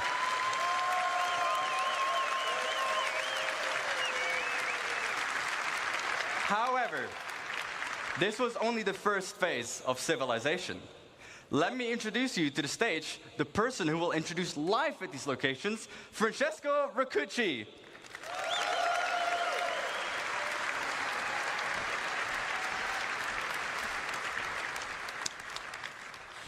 Man. So, hi everybody. Learn a lot as well as find new games, but I gotta go get off and play Warpath for 3 hours. Hey, enjoy yourself. I'm looking at the Warpath. I feel like I know that name. Where are we today? So my name is Francesco Raccucci, and I'm the director in CIG. Welcome to the next step of Phase 3. We will look into how life adapts to the laws of nature and how all the NPCs can interact pretty much with these incredibly vast and dense worlds that we just saw. So up to this point, we have seen how we are building the worlds. We start from the physical data set, and this is to make sure that what you see is not just beautiful and realistic, but also physically accurate. So the distribution of the elements that we have seen and the location and the POIs are influenced by geology, mission, narrative, and the lore. Those locations cannot be lifeless. We want the planets to basically leverage the space that emerge with life. So from an AI perspective, I will categorize the elements of those worlds into 4 macro groups. Emergent environment, that is everything we have just seen being built out of the physical data set. Users-made locations. So this includes everything that our designers or you players will create in the world. All right, I'm going to refill my water, but I'm going to be listening. BRB. And not predefined in the environment. Interior of those locations. Now, this is very connected to the previous point. The difference is that they represent usually a confined space where there is much more tight interaction. And for NPCs, it's a lot about interaction with objects that we are usually used to in our everyday lives. And then the day and night cycle. So in essence, the passage of time. But so far, didn't have really a lot of impact on the gameplay. So to allow life to respect this world and conform to the rules that this environment defines, well, we want to improve our tools and workflow And we want to distance ourselves as much as possible from a designer-driven approach. This is because, first, it's labor-intensive. It can be prone to bugs, but also because the scale of the words that we've just seen are very hard to be, designer-driven and markup. So we want to improve this workflow, and we will see how manual markup is also not usually the best option, because with these words that are heavily impacted by users and changes and customization, it's very hard to know in advance where interesting things are. So today I want to show you a couple of examples of what the IT team has been focusing on to make these systems supported and scale correctly to support these vastly dense dynamic worlds. So we'll look at perception in light and dark environments and dynamic cover generation. So attacking an outpost now must have a level of depth that goes beyond what we had. So layouts of the environment can change, vehicles may or may not be present, and PC can be anywhere. And if it's a bright day, well, we will be more visible, but our enemies will also be more visible. And if you choose to attack at nighttime, well, we'll attack in shadows. During darkness, it's going to be a bit harder to see our enemies, but we will also be harder to be spotted. And it will give us more opportunities to be stealthy and sneaky. How do we do that? So as you see, there is also a lot of different light conditions in this outpost.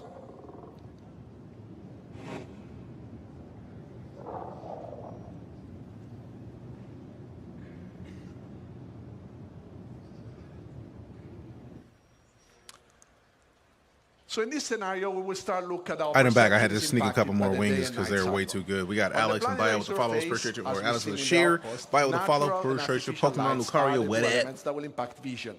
And knowing that, you can use this we are not corpses, not core. Style to exploit basically all the environment. So what is perception? On MPC level is the combination of data that we collect out of the senses. And vision is one of the senses and just tries to, in a way, simulates the human side ability.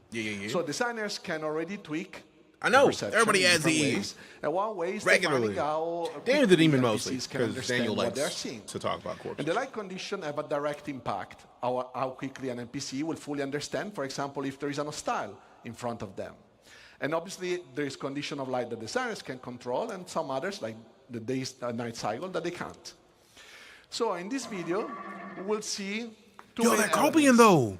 When the did they graph get on the top left like and leopard the paint? colorful cones. The graph on the left basically represents the current light level the NPC is in, and the current multiplier this light level generates to speed up or slow down the NPC perception and understanding. The two cones instead represents the primary and secondary FOV. The red color means that if you stand in that location, it will result in NPC reacting the slowest to you, and the green color instead represents the quickest response. So during the night, NPC will have a hard time to understand and foresee and see things, but if they have flashlights on their helmets, they can turn it on, and this will impact their primary FOV. How do you actually get to see the specifics of how their field of view works? That's beautiful. And as you see here, first of all, the NPC is patrolling with his domesticated friendly Copian. This is because he wants to exploit the vision, the night vision capabilities of the animal, and it's kind of our tier 0 pets. So we will now look at the cover system. That is the next. I like how they just glossed over tier 0 pets. There was no applause. I don't think people even heard what he just said. He said tier 0 pets, and there was no response.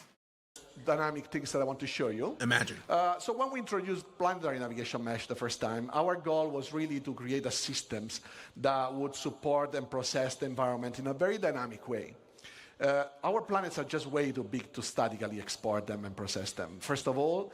And then their regions only exist when somebody's there and the NPCs are there. So essentially, environment has its purpose only when life exists.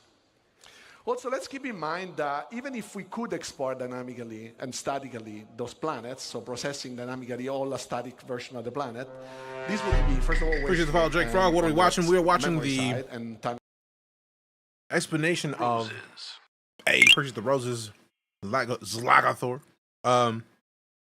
We're basically watching what's going on with CitizenCon, and I don't even remember the beginning of this. specific presentation, but it's talking about primarily what it looks like is the way that the enemies view you. Yeah, dynamic world interaction. So, perfect. I'm consuming.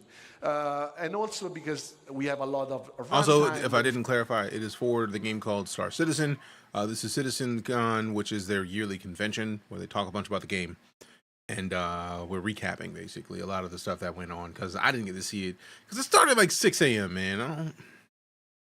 No.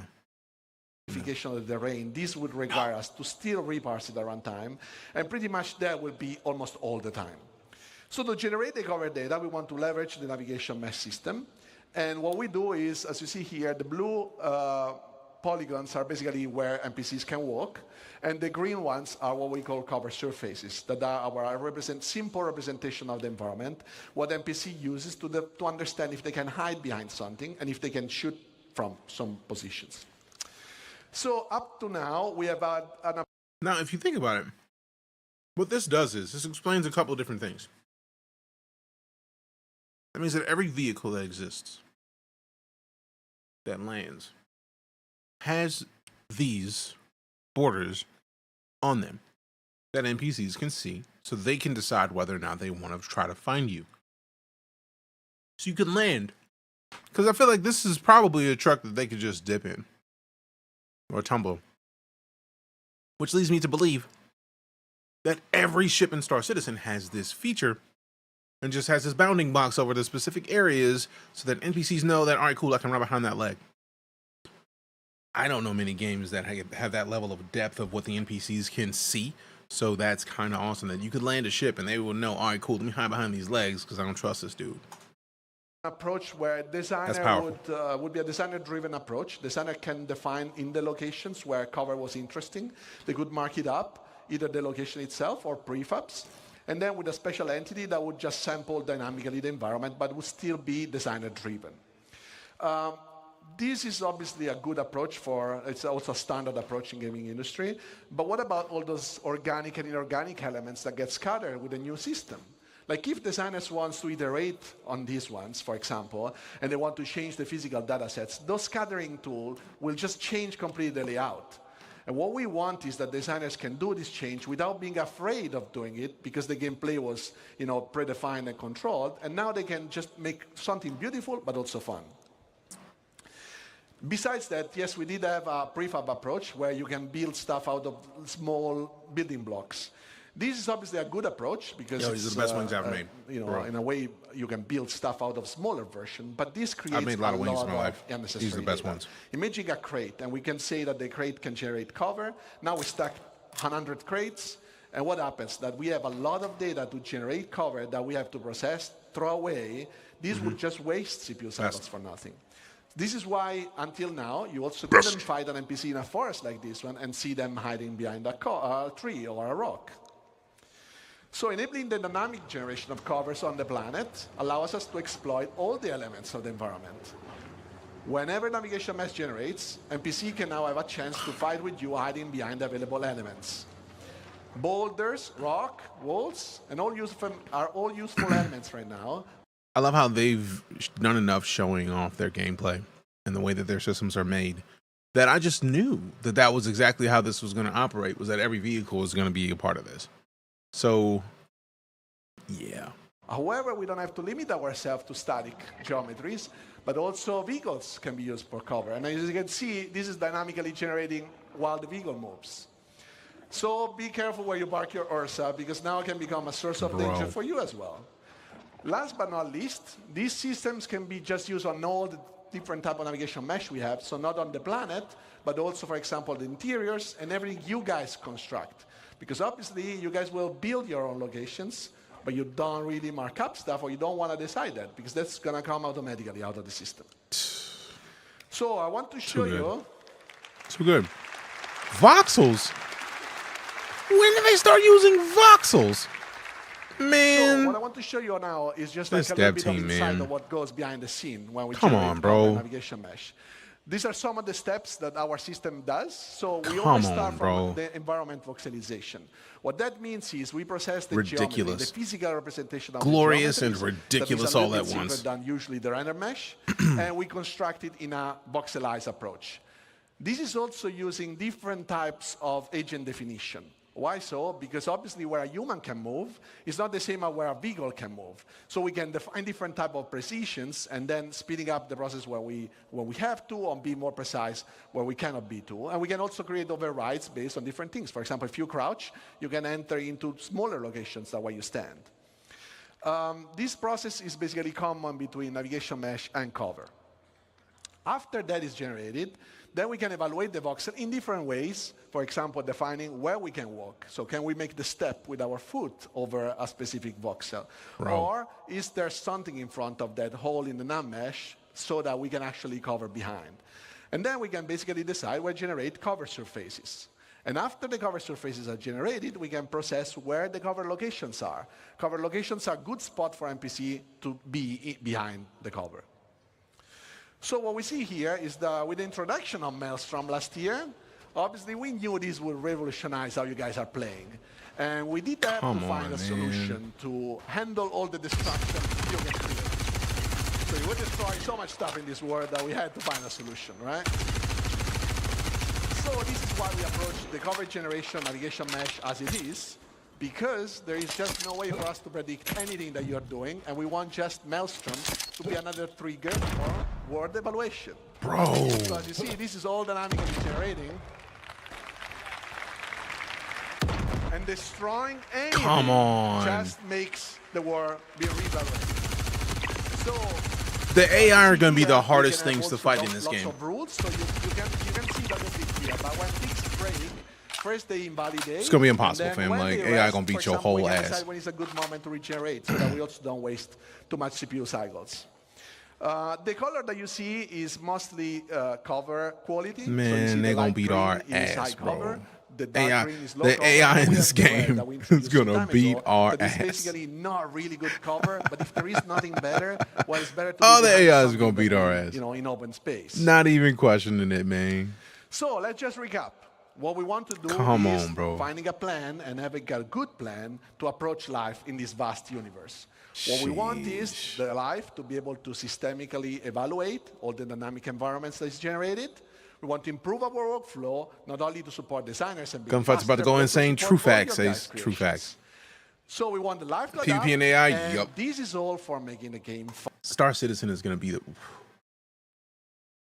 They're going to make a PvEVP experience. Like, why would they not at this point? They could legitimately do it. And it'll be so fire. They're going to make like the drop zone thing where you could be in space and then fly down to a planet and fight. That's going to happen. And they're going to make that its own thing. And somebody's going to play it. And it's like, oh, if you buy that, you already have Star Citizen with this ship. It's going to watch. Obviously, this is just me wishfully thinking, but the potential for this tech is huge. Fun for you so that everything comes together. Come on, bro.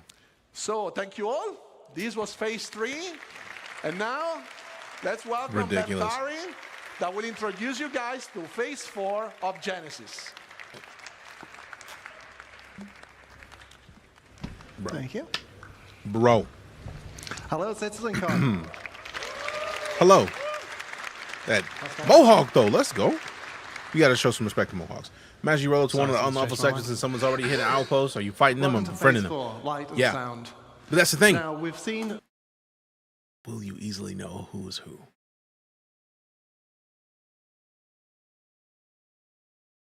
Already automated systems for automatically placing different biomes. So who are you helping or befriending? Vegetation, is it the AI or the player? Settlements. You and won't people. know. So now we're going to take the same approach to automatically handling light itself. What? Brummy Scoos? First of all, why is this important? Well, it's not always obvious, especially when they do their jobs as well as they do. But there's an incredible amount of attention from the lighting artists that goes into all of the locations that we have in the game. Besides just marking up the reflection probe areas, they also manage the visuals really carefully, adding fill lights, approximating bounce lights off ground and up into ceilings and dark corners where there aren't any direct lights pointing, really. And the problem is, not only does this take a lot of time and really constrain the style that they're using, it's simply not possible. If you've got a planet full of forests and, 3,000 and something placed locations, you're going to be exploring places that no artist has ever visited. No, they've not looked at, and they're certainly not going to be able to have tweaked it for you. So we need something that works completely hands-off. They always showcase stuff that is just indoors, like you can put a lot of next little lights level, around, bro. pointing from different directions. Don't have to You be can on probably point. Yeah, you justify are. it. The AI is already a problem. If you get a good server where the AI is at 16, you already got a problem. So now that they have dynamic cover, bro, you want to sleep. Reinstall the game. You've got the sun, you've got the sky. How to play will come back to you. And It if just you're takes a little behind time. tree, you've got the sky. And so you need that skylight to vary. Now,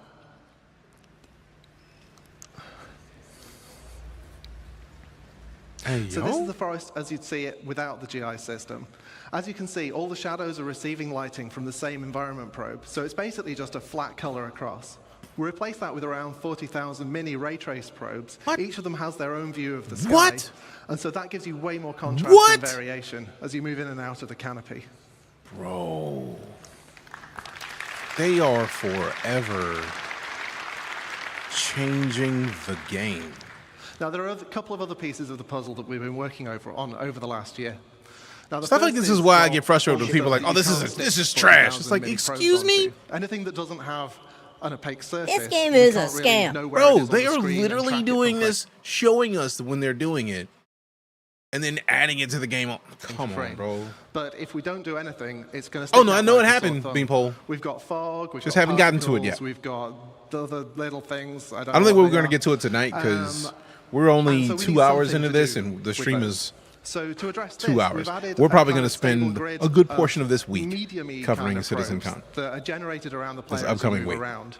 So that gives us approximately all the stuff they've done and are going to do a revolutionary gaming. Exactly, and it's like that we can apply to all people are like, "Oh, the game is a scam." Bro, like nobody's done this before. Scenes, so. To achieve things that no one's ever achieved, you have to do things that no one's ever done. Oh, I know it's 9 hours. It's literally the end of this. So yeah, we're going to spend all week recapping just the stuff they're talking about now. And that's just from the stream because they're gonna, although to be fair, they did say they took a lunch break. So like it may not be 9 hours, it may be like 8 or 7, but like when they get the individual videos up, then it's gonna be a thing. So for once I've been this is levels. Anybody who's like, oh, this game's never happening. Like, okay. But says because you. The lighting team hasn't helped. Watch me play. You can't see anything in most of the scene. If you add the transparency GI system, suddenly the whole scene comes alive. And this is something that we could never have done until we added this tech.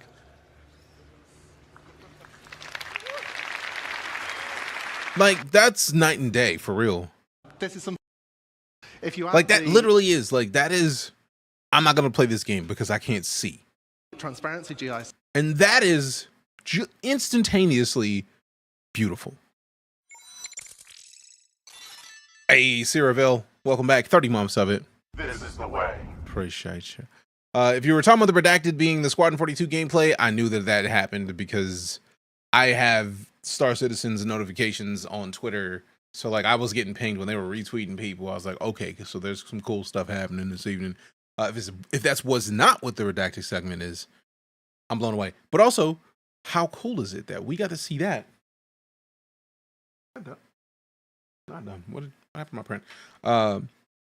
If that kicked off to where we are, okay, cool. It's just resetting. If they showed us Squadron 42 today and gave us a date for Squadron 42 today, what the fuck are they gonna show off tomorrow? Prodigy Prince with the follow. Appreciate you, man. System. Hello, right back. Suddenly the whole scene comes alive. Hello. This is something that we could never have done. Hey, with the heart me's good looking out. Thank you much. Oh, this is wild, man. Wow. Kinda so wild. Now, the other piece of the puzzle wild. is glossy reflections. Now, we've got a fair few shiny objects in the game, you may have noticed. And we've got the same problem that if we fix the lighting on one thing and then the reflections don't match, it's going to look terrible. Also, ray tracing reflections is really cool, and we wanted to do it. And the challenge here, though, is that the ray trace reflections you're going to do, they're not just mirrors. Like, we've got a whole range of objects in the game, from like a scuffed hull panel all the way up to chrome polished pipes. Okay. And we want the same system to apply globally across that. So I'm going to do an uncomfortably short breakdown on what this tech looks like and how it comes together. Can't wait for CitizenCon to come back to the States. So here's what, Same. Here's what we need to beat. Is this game worth it? I was looking into it yesterday, like Starfield or no. Very different from Starfield, Glenn. This game is literally, as Prodigy Prince put it, this game is what Starfield wishes it was. This game is what people expected Starfield to be. I'll put it that way. I've been a backer of Star Citizen since December 2015. We're literally almost at 9 years of it because I support the project. You mean crafting? Oh, we always. That's what tomorrow's about? Oh, hell yeah. But if it's a thing that you were considering, by all means, get into it. It is dubs. For example, when people saw how you sat into the cockpit in Starfield, that is like the first ship you get. The way you sit into that seat is how you sit into Drake ships in Star Citizen. There are different ship manufacturers, much like there are in Starfield, but like there's a lot more ships. So $45 will get you into the game. If you decide to hop into the game, this code right underneath the game. Use that code. If you're on Twitch and YouTube, wide it's up there. Use that code when you sign up, and you basically put a number next to my name that says, "Hey, DeejayKnight told me I should check this out." Realistically, you don't even have to sign up for the game and buy a copy of the game right now. If you make an account, they have free flies like every quarter, basically. So like every 3 months, they're going to have the opportunity to go in and play. And it's a game that is not, it's a first person shooter at its core, but the onboarding is like Eve, because the skill ceiling is a cliff. It's like, hey, let's do things. It's either like, I'm down here, I don't know how to do anything, and then once you figure out how to fly, it goes up immediately. It's great. But yeah, next month there's going to be, thank you for that, Vet Raptor, the Intergalactic Aerospace Expo, where they basically show off all the ships in the game over the course of like a week. I don't play Eve, Rome. I have played Eve, and I love the fact that Eve's community is super supportive. So I played Eve and got a bunch of free months of like, hey, look, go and get the top tier and get all of the stuff. It's just the issue that I have with Eve is that I want direct control of my ship. I want to use a flight stick. I want to fly and like light people up. Star Citizen gives me that. Star Citizen gives me the ability to be on a planet, go to space. Actually, we'll take a quick break from this. I'm going to go to the Star Citizen YouTube channel and then look up one trailer that is an old trailer for Star Citizen, but it shows you the idea of what they do. Now, this trailer is old enough, 8 years ago. Now, keep in mind, player models look immensely better than this, but this is right here. And yes, no loading screens in Star Citizen once you get in there. Titan Avenger is the starter ship to go with. That is the one I have been recommending. It is literally my favorite ship. If not the Titan Avenger, or the Avenger Titan, should I say, it's the Drake Cutter.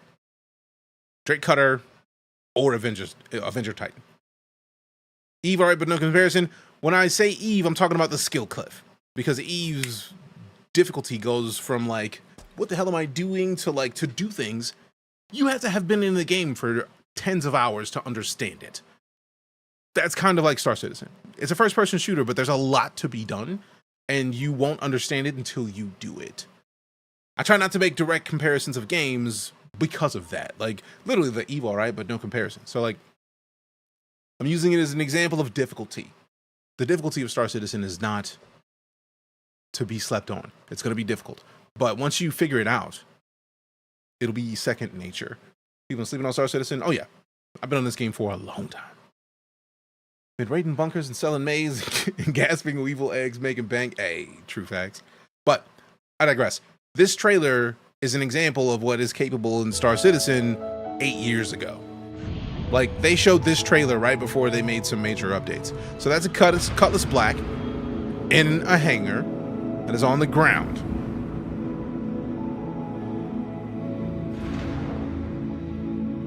I always love their trailers, man. They're just so well done. Procedural rocky planet, 1,000-kilometer diameter, combined with custom landing location. Man.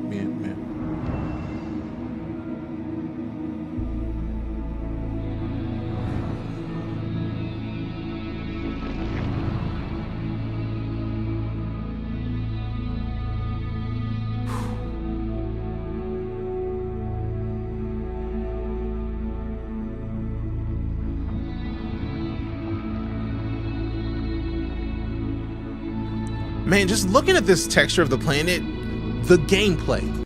If I opened up the game right now, the texture of those mountains would be immensely better. Immensely. It is stupidly better than this. Those 8 years were not a game. At all. Sheesh, man. Miss Levsky, yeah, it is. Planet surfaces procedure generated on demand a different level of details. The camera moves, yeah.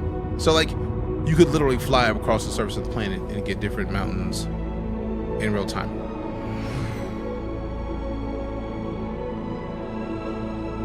It's one of the most technically advanced games I've ever seen, man. Like, it's just silly good. Yeah, and this, if you play right now, it would literally, you could go from looking at the planet from this far away to landing on that planet in about 3-4 minutes. And there's no loaded screens, it's just there. Still blows my mind, there are no loading screens. I mean, there's a loading screen, it's just the first loading screen you get when you get to the game. If you die, you have a loading screen. But like, landing, taking off, no, none. Every planet somewhat has Starfield, got old quick. They're literally talking about how they're adding more procedural generation to the landing areas, the mission locations, the cities.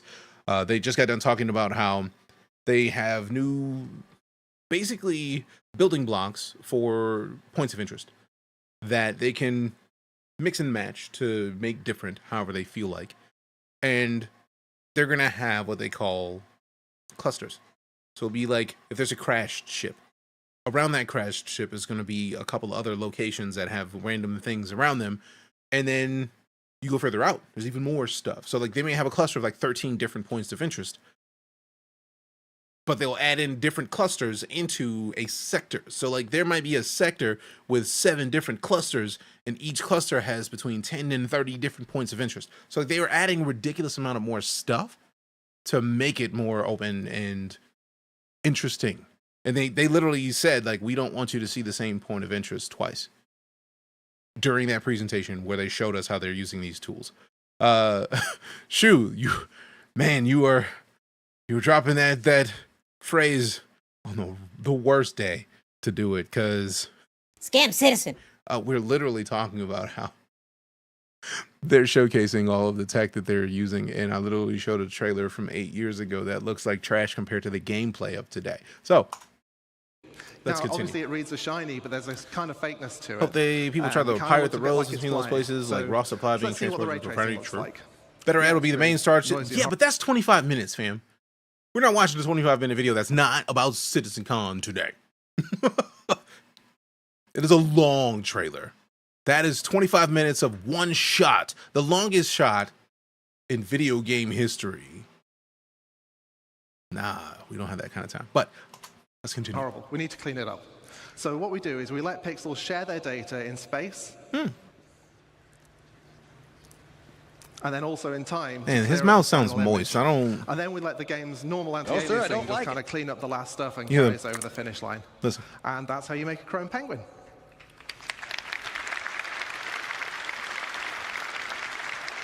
Now I'm going to derail for a moment away from the topic of Genesis. Yeah, derail. This isn't actually just about automating the lighting. T1000 and Beagle, right? environments. This is also about pushing quality Shiny in at areas the that chrome. have already had all of that work done by the lighting team. We're freeing the artists up to light more naturally, allowing the time of day shifts to be embraced rather than fighting against them. And as I'm about to show, players and NPCs are going to reap the same benefits as well. So here we start adding natural areas of light and shade and warm and cool colors. Okay.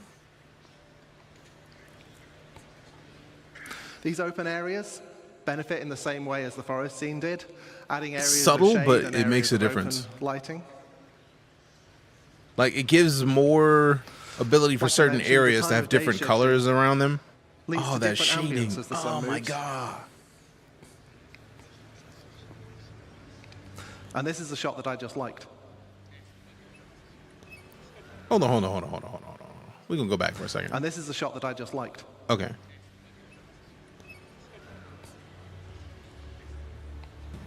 I do like that you actually get to see the Finally, difference let's see between how the DeejayKnight background system and the can foreground in brighten up that. your character's day. What the dude's doing in the background with that dance? Damn.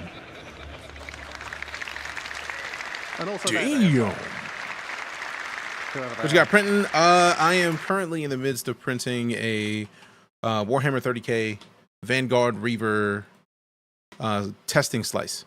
So this is going to be the bottom of it. These are going to form the top of it. And it basically is, if you played Warhammer 40K Space Marine 2, and here, it was last month's Vanguard, and I'm going to find the picture for it. Pretty sure that's it. So this is the helmet that I'm printing. But there's variations on it, so I'm going to print the version that doesn't have the top. But I got to it's like the bottom part that's printing is like a test slice to see if I can fit it and put it on my head. I resized it up to about 115% of what the default was so that we could actually try it out better than previous. Oh, I'm so glad that I saw this because this piece is, oh wait, it's 115%, but I also resized this one and then sliced it. I resized it after I cut it. Yeah, they're the same size. So if I make it any bigger, it's going to go off higher. After I scaled it up 15% on the second plate, these were sliced after I scaled it. So that makes a new version of it. I was concerned for like half a second. See the Overwatch X My Hero Academia crossover? What? Is it actually in game? Because if so, I'm going to have to go back to Overwatch just to get that. For reasons. Well, I promised you light and sound, but I don't actually know anything about sound. So here's the man who does, Graham Phillipson.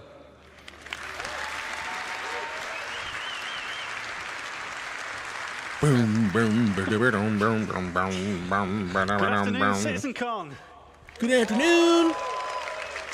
I've been at CIG nearly 10 years, and this is the first time I've done this. Very exciting for me. Oh, yeah. So, congrats, man. Do you want to make some noise? Love logging in and hitting that. Wait a sec for update, because you never know what you're getting. Right. Sound isn't as fast as light, so it takes me a bit to catch up. Jared wrote that joke for me, so you can blame him. Says it right here, blame him. So now we have a huge amount of visual and interactable content. Yeah. Locations, biomes, populations, planets, and systems. And now they're all beautifully lit too, thanks, Ben. But how do we paint this world with sounds? It's a challenge. It's a challenge of scale. We need to support multiple star systems, and it's a challenge of quality. We want the highest quality possible. Yeah, they do. We also don't want implementation to hinder creativity, and we want a seamless experience. So we're asking a lot. But with Star Audio, we can rapidly implement audio for entity classes, brushes, or audio sweeteners, all of which can be reused and reflected immediately across the game, including all of those emergent locations we talked about earlier. So again, this is Genesis data driving what happens in-game. So all of this is just a part of the new version of the Star Engine? Golly, bro, like they said Genesis earlier, and I hadn't considered that this would just be what it is. And if it's anything like last year, last CitizenCon, we got a lot of information about the things that they've already put into the game, really. Like, literally, a year ago, they gave us, like, days of information that the vast majority of it is already in Star Citizen right now. So, by this time next year, we're probably going to be playing Genesis. Flames. And we can do all this without breaking flow. Absolute so flames. Here's a fairly dry video. It gets more exciting later, I promise. Showing you our rapid workflow. So over on the left, I had to think about that, we have the Wise editor. That's where all our sounds live. In the middle, we have Star Audio editor. And on your right, we have an entity that needs some insect sounds on it. So we can very quickly drag from Wise to Star Audio. We can mark up very quickly a bit of logic, and we can re-trigger this entity's spawn sound so that it immediately makes a sound. I assure you there is a group of insects. Thank you, you're too kind. If you like that one, you'll like the ones that come later. But there's a little something missing. So to add some realism, sounds respond to how they move, how you move in the world and how they move relative to you. So we need to change the frequency as their velocity relative to the listener changes. This is known as the Doppler effect. In simple terms, the pitch dropping as something whizzes by. Or, in even simpler terms, now, sound designers traditionally needed to implement their own Vultures and Doppler Starship. It's in there somewhere. But given how fast we can travel through these rich, dense locations, and I mean, like, for all intents and purposes, for right now, since they are still building the game, everything that you can do with Star Citizen requires getting a starter ship. I feel like you can get the starter or you can get the Vulture in game. I feel like, I could be wrong. I feel like somebody said that they bought a Vulture in game ages ago and did work, which is delightful. But yeah. The Vulture adds in a whole nother level of gameplay. Stripping ships of their hull and then breaking them apart and then getting all the resources. And they're going to be talking about crafting in this video. Ugh, so good. They gave me a top hat and monocle and a free digital copy of the Vulture? I see you, concierge. Concierge member. We can't afford to be doing that any longer. Nah. So we've created a systemic Doppler solution. Really? And I'm going to show you that If they now. talk about having a The only procedural way system I to know put in how audio too, it's by putting a big Benny noodle machine on top of a mountain.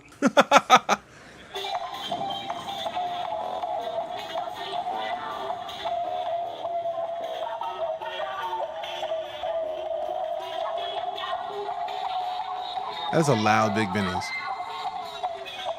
So you can hear the pitch and tempo changing as we move relative to the Benny noodle machine, and this is all fully systemic, no special treatment for this sound. Oh, so yeah, wow. Big Benny noodles. Wow, wow, wow, wow. Big Benny noodles. Yum, yum, yum, yum. Big Benny noodles. So yum, so wow. So wow. Yeah, yeah, yeah, yeah. You always pause and listen to the Big Benny music because Big Benny. Come on, come on, come on. Who wants some news? Well, the listener is surrounded by variable time delay Big me. buffering, not the horrible kind of buffering on the internet. This is a really nice kind that helps the Made game fresh from sound. pirates. Each Truth. buffer represents a section of the sphere Made fresh around from the audio pirate listener, DNA. and the audio is mixed into these buffers at a position that is appropriate to the object's position in the world. Changes in the position are applied to the delay buffer by interpolating the audio data. But that's not all we're doing here. Now, I know there was a bar citizen yesterday, so some of you may not be thinking as fast as you might normally. You may have realized that by buffering the data in this way, we're not just creating a speed of sound. We are not just creating a Doppler effect. We are indeed, and I just spoiled my own line, creating a speed of sound effect. I saw that, So, like briefly.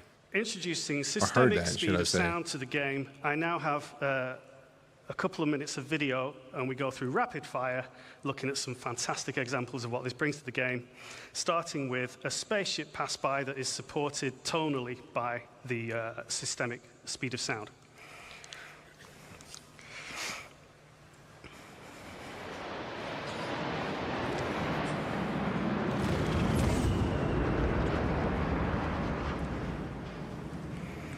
You can never go sounds wrong with a cool. What flyby, about man. weapon fire? Never, So never. let's bring in a sniper and, unfortunately for the sensitive of heart, a Pico.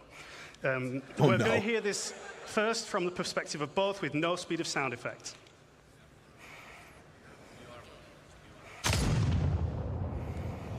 Okay, so that's, if you were at the Pico perspective there, that's how you'd hear it in game right now.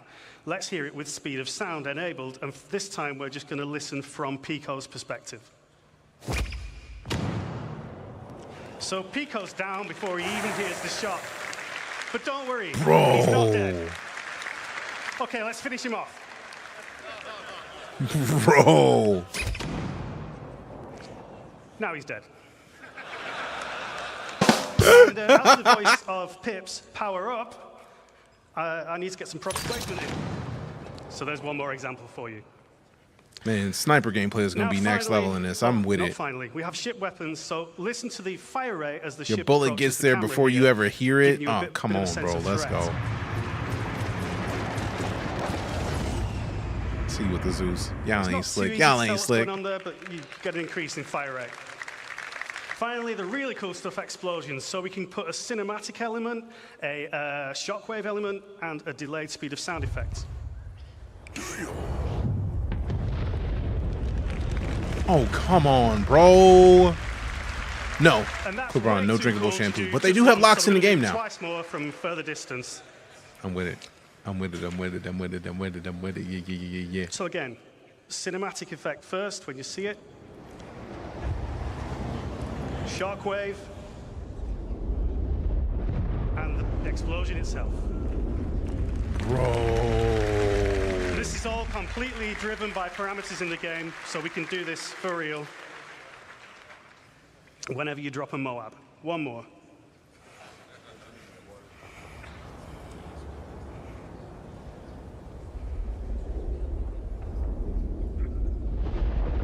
Bro, do you know how this is going to change the game? You'll see an explosion get flat right now. Why? You'll hear in a second. That's pretty Get cool. prone. So the speed of Delightful. sound Delightful. simulation gives you a better sense of distance, it improves the sense of speed, and it supports those amazing cinematic moments. So, in summary, we're trying to make the game more immersive and respond. Might be a little slow to to run all without Genesis glitching and freezing. data I have to check and that make out. it feel more Well, real. from this engine, And that's they're not all we can do. We can upgrading make sounds respond and differently to showcasing changes in how atmospheric pressure, they showcased earlier how resulting changes in GPUs temperature. So, for are going to be example, better the sound about will being travel faster utilized in extremely than, hot, or more so than high-pressure CPUs. environments. So right now it We might really still look run less forward than to stellar, getting this in game and a for lot you of that and is getting really enjoying server it at error home. or server issues. But they're working That's on all that. from, phase And 4 from of the this, Genesis they're going to cycle. spread the load more Right, efficiently sound. between So I'm gonna GPUs and hand you back to the CPUs. amazing I don't know how soon Ben we're going to and get I this, bring us but I'm home very with the excited final to see phase. it.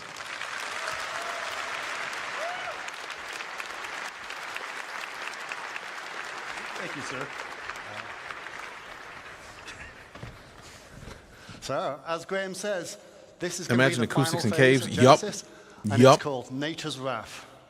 And Appreciate the follow, this is where Glenn. we're gonna Thanks bring much. The very planet itself to life. So, first off, let's start talking clouds. Okay. I like clouds. So clouds have got an atmosphere. Have got to be one of my favorite. Cloud visual Cuckoo features of our Land, game, maybe? And they're truly awesome. But they're also completely static. Nothing has changed with them. So what we want to bring with Genesis is the evolution of clouds over time. But this isn't just some simple scrolling animation. We use the same physical data sets that drove the biomes we talked about earlier and StarArchitect, and these are also now driving a physical simulation of the clouds so they can form and dissipate in realistic conditions. Okay. So this means things like the oceans, the prevailing winds, mountain ranges, and the temperature will all impact the clouds. But to complement these more dynamic clouds, we've also improved our lighting model. So it now correctly accounts for how light scatters multiple times inside a cloud. And this is important, creates much deeper Bubblegum lighting, Alley. and it Wow. No, contrasts thank you. against the sun's rays, I never resulting want in to much visit. more vivid cloudscapes I'm good on like that. you see No on the thanks. left here. Something we're all too familiar with in Manchester. Now, it would be awesome to bring this into Savvy context CPU. and show it on an actual location. Let's take a look at a quick scene to round this up. It's a nice day on the surface, but something's different. The clouds are moving, but they're not just moving, they're forming. naturally in changing I didn't even shape. see that. They dissipate as they glide on the atmosphere based on wind data, stratus and cumulus alike. Now we start seeing a new cloud shading model come into play. We are seeing enhanced occlusion beneath the cover, emphasizing the sunbeams how it interact with the clouds, and seeing the light shafts peer through the layers. Come on, bro. Now, as this is closing More GPU in, household. I feel like right now, yes, but that's part of the reason why they were changes in talking about earlier, visibility of the area. why they're more evenly spreading it through light GPU and CPU. precipitation is starting. It's a great question, Cubicle. Previously, I don't know why we either, offered fam. static cloud shapes, but Personally, no wouldn't longer. do it. We didn't manually place a volume No, here. thanks. Its presence has been informed by Genesis data. Oh, and it's not just a cloud volume. It's a weather front. Come on, bro. They are making this to license it, bro. There's Picking up, terrain and rocks are getting wet. I'm watching this, and every time I watch one of their presentations about the amount of stuff they're doing and adding to this gaming experience, I keep hearing Syndrome. I'm gonna make these cool abilities, and then I'm gonna sell them to people. When I'm old and I'm tired, I'm gonna sell them to people. And when everyone's special, no one is. Wow. No, never complain about, like, don't ever say you don't mean to be chatty, fam. Like, chatty is how it works. You know, if I get in a server more than 15 minutes or 30K, I feel like it depends on where you are. Because I feel like I'm here in the US, and if I choose best server, I'm in the mid server. But if I choose EU servers, they're typically better. So try different region servers. I mean, I feel like if you've been in the game long enough to know that 30Ks happen, you know this. But just throwing it out there, just sprinkling it in.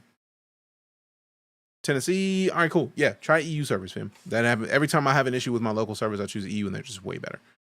But so much more interesting when you've actually done game dev before. Oh yeah, ridiculously so. Ridiculously so. Happened a lot since the update 3.24.2. I have not hopped in since 3.24.2 went live. Are you still sleeping? Exactly.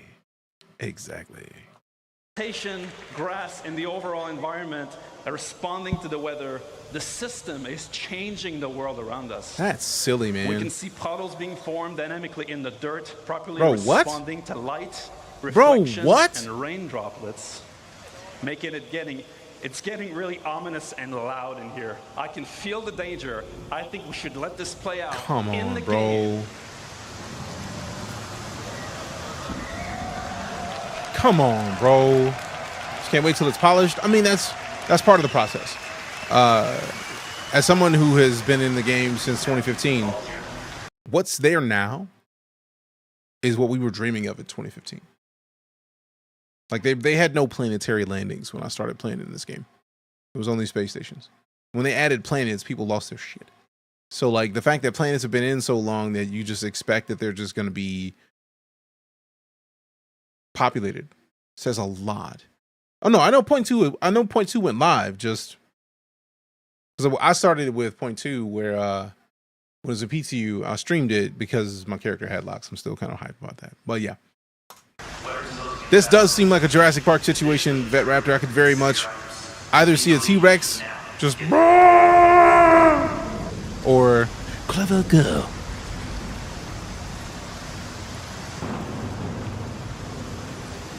One when all we had was rat hangers and arena commander, right? Also, what's up, First? How you been, fam? Good to see you. Appreciate you just stomping in.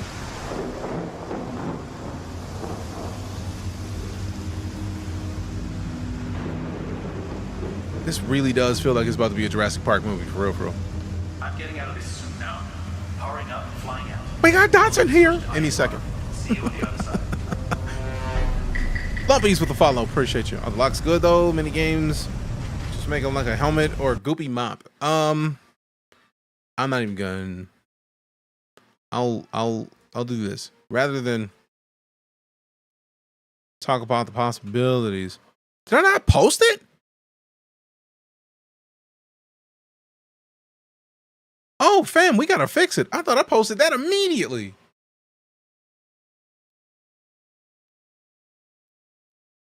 Hold on. Hold on. Hold on. Shut up, me.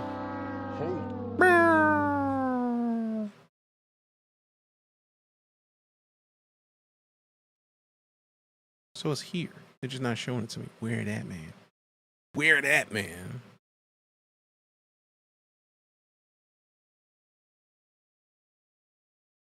What? Why is it not here already? The Control F did the thing, so it's there. It's on the screen somewhere.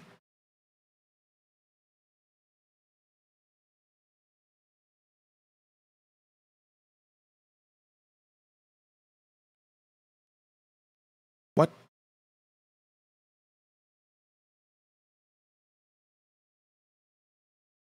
Just go to the managed clips bin because I'm gonna be here looking for this all day. Have locks for 15 years and is and good as hard to find. It is nice, or they are nice, should I say? Oh, that was what it was. All right, cool. That's what it was. I looked at the clip and didn't actually clip it because I'm a silly human. Because I saw the fade and was like, no, obviously that's not it. Immediately, we know. And yep, purple app, red app. I seen it where they got locks in here now. So look, I'm trying to get my locks going. Let me just scroll all the way down. Maybe it's down at the bottom. Ooh, look at your boy. I wanna swing from the chandelier, from the chandelier. I don't want to adjust too much now. You tell me if the locks are good.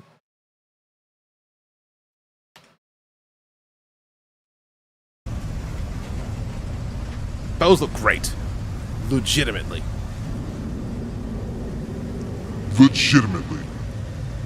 I've been waiting for those since last CitizenCon. What the fuck? My in-game name is the same as it is on here, correct? So send me an invite. Let me know. They're all individual, exactly. And they all had their own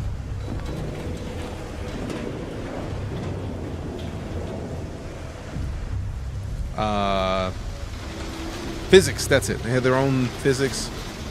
It was delightful. Oh, I love that move so much. Just wiping off the helmet.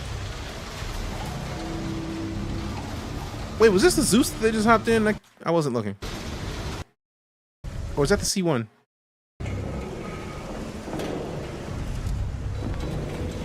No, there's no secondary door, so that's a Zeus. If there's a secondary door in the front, then I would have. Yeah, that's a Zeus. This is, or that would have been a C1. This is a Zeus. You can tell by the wings. You can tell by the way that it is.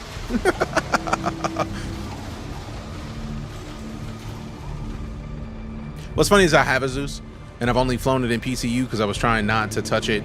That's actually why I stopped playing this last week. It was like, I'm not touching it until we're good. Also, I need to update my fleet command, Kavion, because I have too many ships. I might melt my Carrack.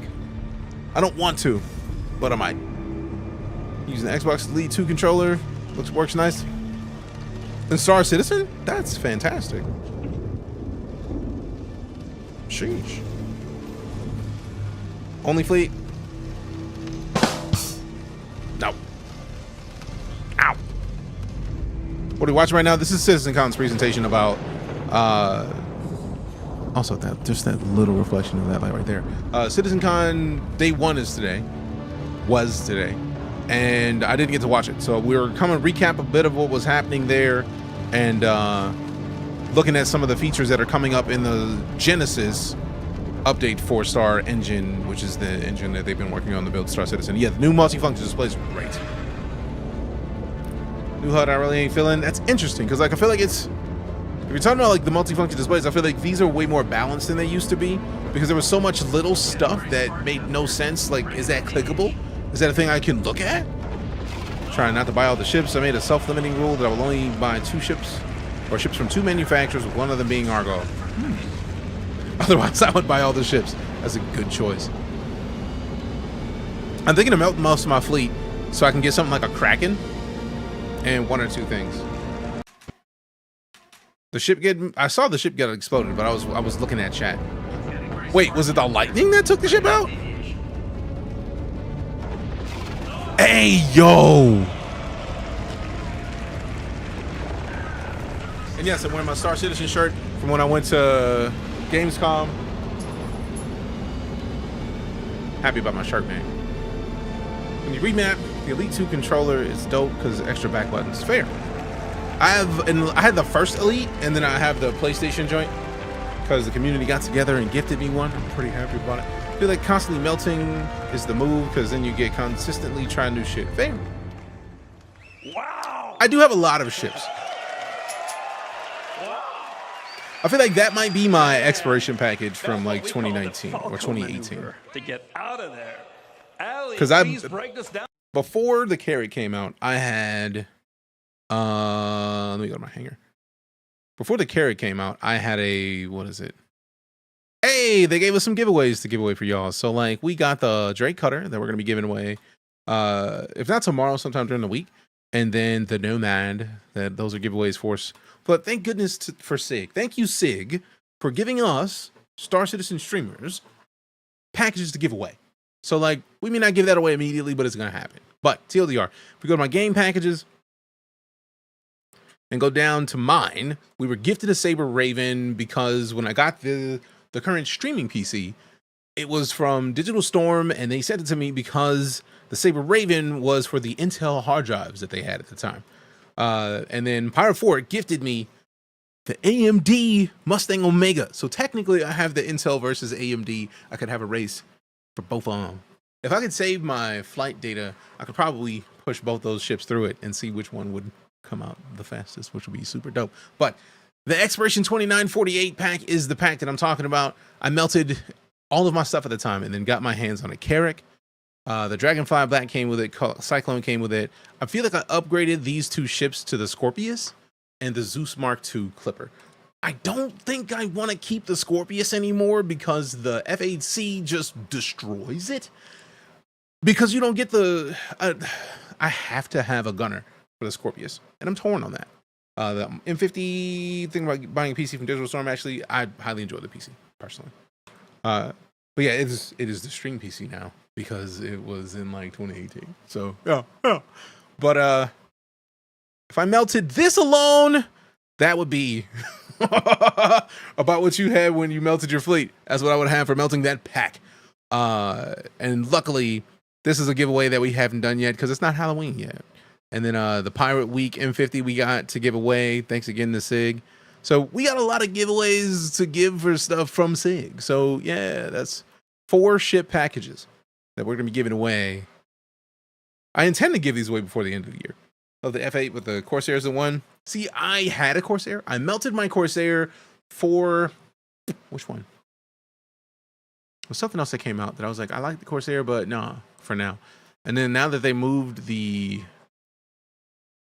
secondary gunner, the WEPs, to the passenger, I feel like I'm just going to not. Yes, it was the Galaxy. So I literally don't even have a Galaxy. Because of my referral points, I have a Vanduul Glaive. I got the Glaive to Galaxy upgrade. And then I still have the 600i Explorer to Ironclad Assault Standard Edition upgrade, but I've heard that they're reworking the 600 series. So I don't know if I even want to keep this anymore. Like, I might just hold on to it out of principle, but like, if the 600i is getting a rework and it's even cooler after the rework, it's not going anywhere. But yeah, I'm going to back it for a long time, TLDR. TLDR. What did we just see? Yeah, so that was a combination of lots of tech. So what you want? A really great cohesive experience. So we started with the cloud simulation, which wasn't really a cloud simulation. It's a weather simulation. The rain will appear not at random, but it's based on physically plausible conditions. So you have real weather fronts evolving across your planet all the time. We have a host of visual effects, like the rain, and then you have the atmospheric scattering that you get under the columns of rain. We had the puddles and the splashes and all of this type of visual effects. We saw the wind developing over time, and that introduced turbulence to the flight model, making flight very challenging. And then, of course, we saw the lightning, which plays havoc with your instrumentation, but direct strikes will damage your ship, and of course, some storms will be dangerous enough to be fatal, as Ben's unlucky Aurora just found out. 8.5 million game. Yeah, I'm going to probably end up getting it in game for sure. Localized, but others will be larger and potentially permanent on some planets. And this is going to restrict access via flight. I mean, players will be forced to resort to ground vehicles or even foot. And this is all going to be dynamic, meaning that you might find yourself trapped in some really unexpected situations. So we really can't wait to use all these mechanics to open up many new gameplay opportunities for All in the Verse soon.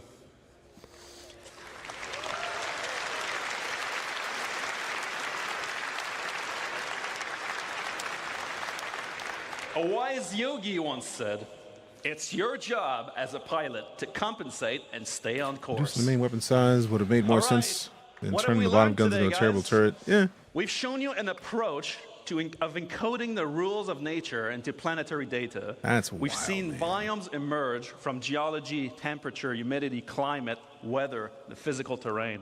We create denser, more diverse living planets without artists hand placing or manually creating biomes. That is Instead, leveraging wild to asset me. mapping. We've shown you a new way to make the game that can scale, to create thousands of Korean places for civilizations on planets that can be used for missions or immersion gameplay without art and design, hand-placing locations, leveraging world design rules instead. We've seen how populations of AI and NPCs inhabiting locations dynamically adapt their understanding of the environment without custom markup by developers, allowing the creation of more playable spaces rapidly. We've shown you how light and sound also benefit from Genesis data to influence planetary environments, and we've shown how these systems come together when weather comes into an area, changing your gameplay experience significantly. Our goal with Genesis and all of its systems is to create more worlds, better worlds, faster, by applying our tech wizardry and craftsmanship to build systems that respond to data. That's our Star Engine presentation for today, guys. For this year, have a great CitizenCon. Every time they have a presentation, fam, like, it's stupid good. Like, bro. Largely relief cargo missions due to planetary weather storms may be almost guaranteed, I feel like. Hello, viewers. I'm Kirsten. I'm a producer here at Cloud Imperium, and I got work discos with around the behind the UI Tech counter. and Planet Tech teams. Off the back of that amazing presentation is Under Will 25 show from ID. Planet That's Tech. great. How are you feeling, Will? Yeah, I'm feeling really good, thank you. It's been Yo, they got the Radagast back there. Bro, I wish I was there because I want to try the Radagast. That's the liquor that's been in the game for ages. They got the cabinet that you can put in your hanger. Now I got it with 3.2. I got to see if we can bring the hanger up.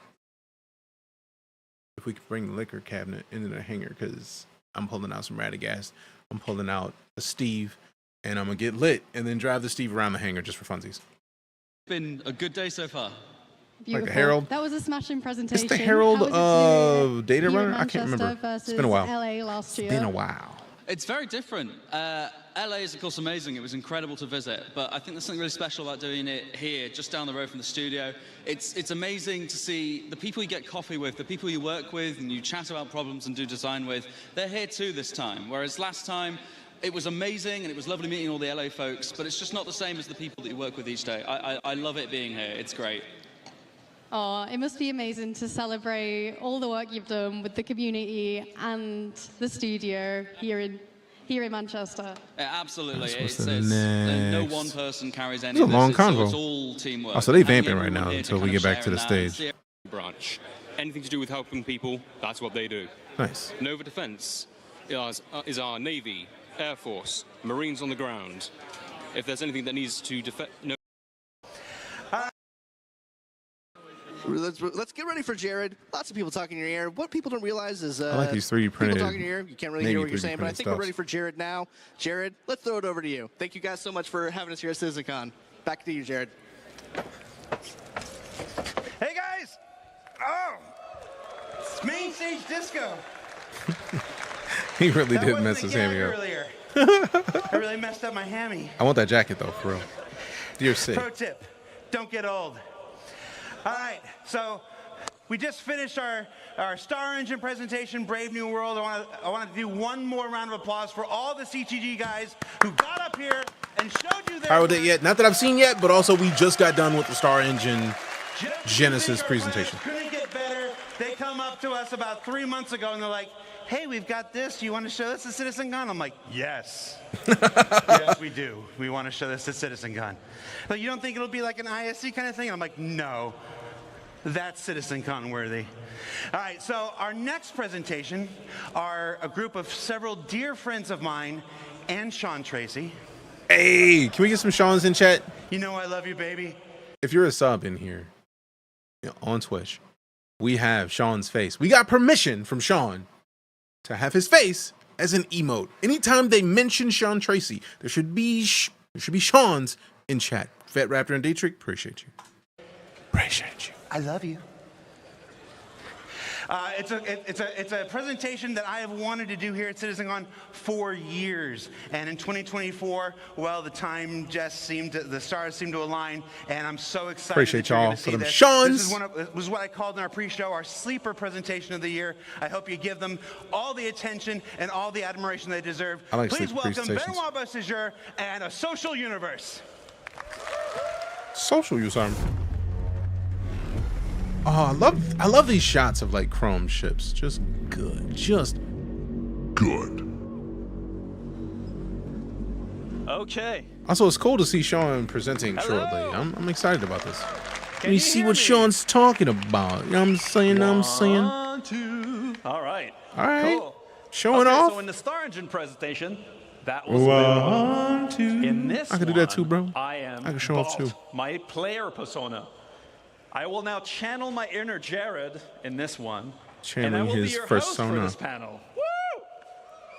It's time to discuss a social universe. But before we start, I have a couple warnings. First one, let's take a look at this one. I took this in our last technical preview demonstration. And God, I was so happy to see all these people on the train. It just made me like very, very emotional. And so I want to take a moment to thank every one of you that have participated with Tech Preview Server Meshing Test A, B, C, D, and E so far. You guys have been thousands to come and help us test this technology. And Appreciate the y'all. team and I are really humbled, and we feel energized by your energy. So on our behalf, thank you very much. Now, the above picture is really nice, other than this guy, but it does present a problem. A fundamental part of playing a massively multiplayer online game is how you connect with other players, to join in on adventures, or to receive support when you want to get out of a tricky situation, or you want to participate in endeavors that are bigger than yourself, or simply you want to run a business and make a profit. That part. I like profits. Well, as our game server shards grow, you will encounter more players. And for that, we need to scale Star Citizen's social tools to MMO size. Our ambition has always been to build a grand social system, including not only the game, but the world outside. Like I'm excited about it, Kavion. So thanks for the focus has been elsewhere for a long time. About it. We have neglected this side of the game in favor of others. For example, the Comlink app is by far the oldest application in Mobiglass. It's now time to correct this and make progress on this plan. Okay. Our goal, as a reminder, in Star Citizen is to cater to all types of players. Star Citizen in that respect is not a black or white. It's not an either-or kind of game. We are not an achievers versus casuals game. We are not a socializers versus solo players game. We are not a role players versus mechanics focused game, or dare I say, we are not a PvE versus PvP game. We are all of those things. We strive to build a social environment in the game that is easy to engage with, consistent and dependable, and trustworthy, where you can judge danger, safety, or shadiness. And we want this to be deeply rooted in gameplay mechanics, like reputation and progression. So today we're going to take a look at the updated Star Citizen social tools and how they tie into the game. But first, look at this guy. A warning. What we're going to show you is very early work. And we will not be making a revolution or breaking boundaries. We just want to bring our game up to MMO standards. Or like Jared likes to say, bringing our 30th century game into the 21st century. And so in order to do this, we've enlisted some help. First of all, throughout this presentation, all the screenshots are made from you, the community, directly. That's awesome. Pulled from our community hub. You're going to see some player names on screen. Most of them are all of our most die-hard Evocati members. And for this, we should really take a moment and thank our Evocati members for their renewed support. They're always there for us. They get the worst and worst of the bills, and they do get power through. This is an actual shot from the last Evocati. Forget the prisoner mentioned here from the work mines. And so, I'm not going to lie. This presentation is going to be a lot of mobiGlas. It's not super flashy. But focus on what the tools will allow you to do and their impact. I'm with it. But for this, I need some help myself. So I'm going to make a party. And I'm going to get some developers to help. So let me first invite our senior systems designer, Gabriel Hector.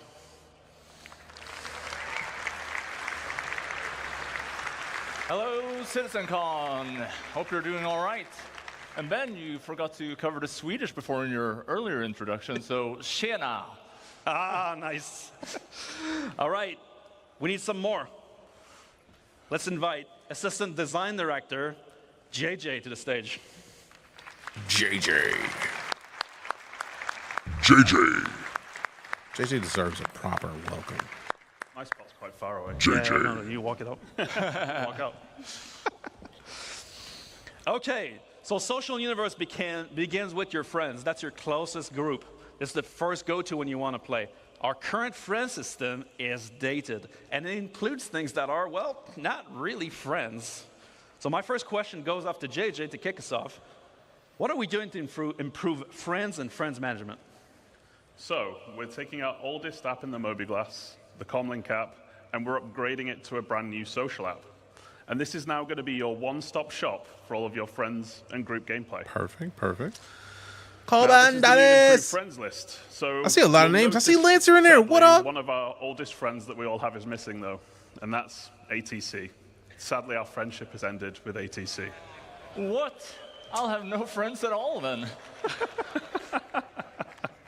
So this is now just a dedicated space for your real friends.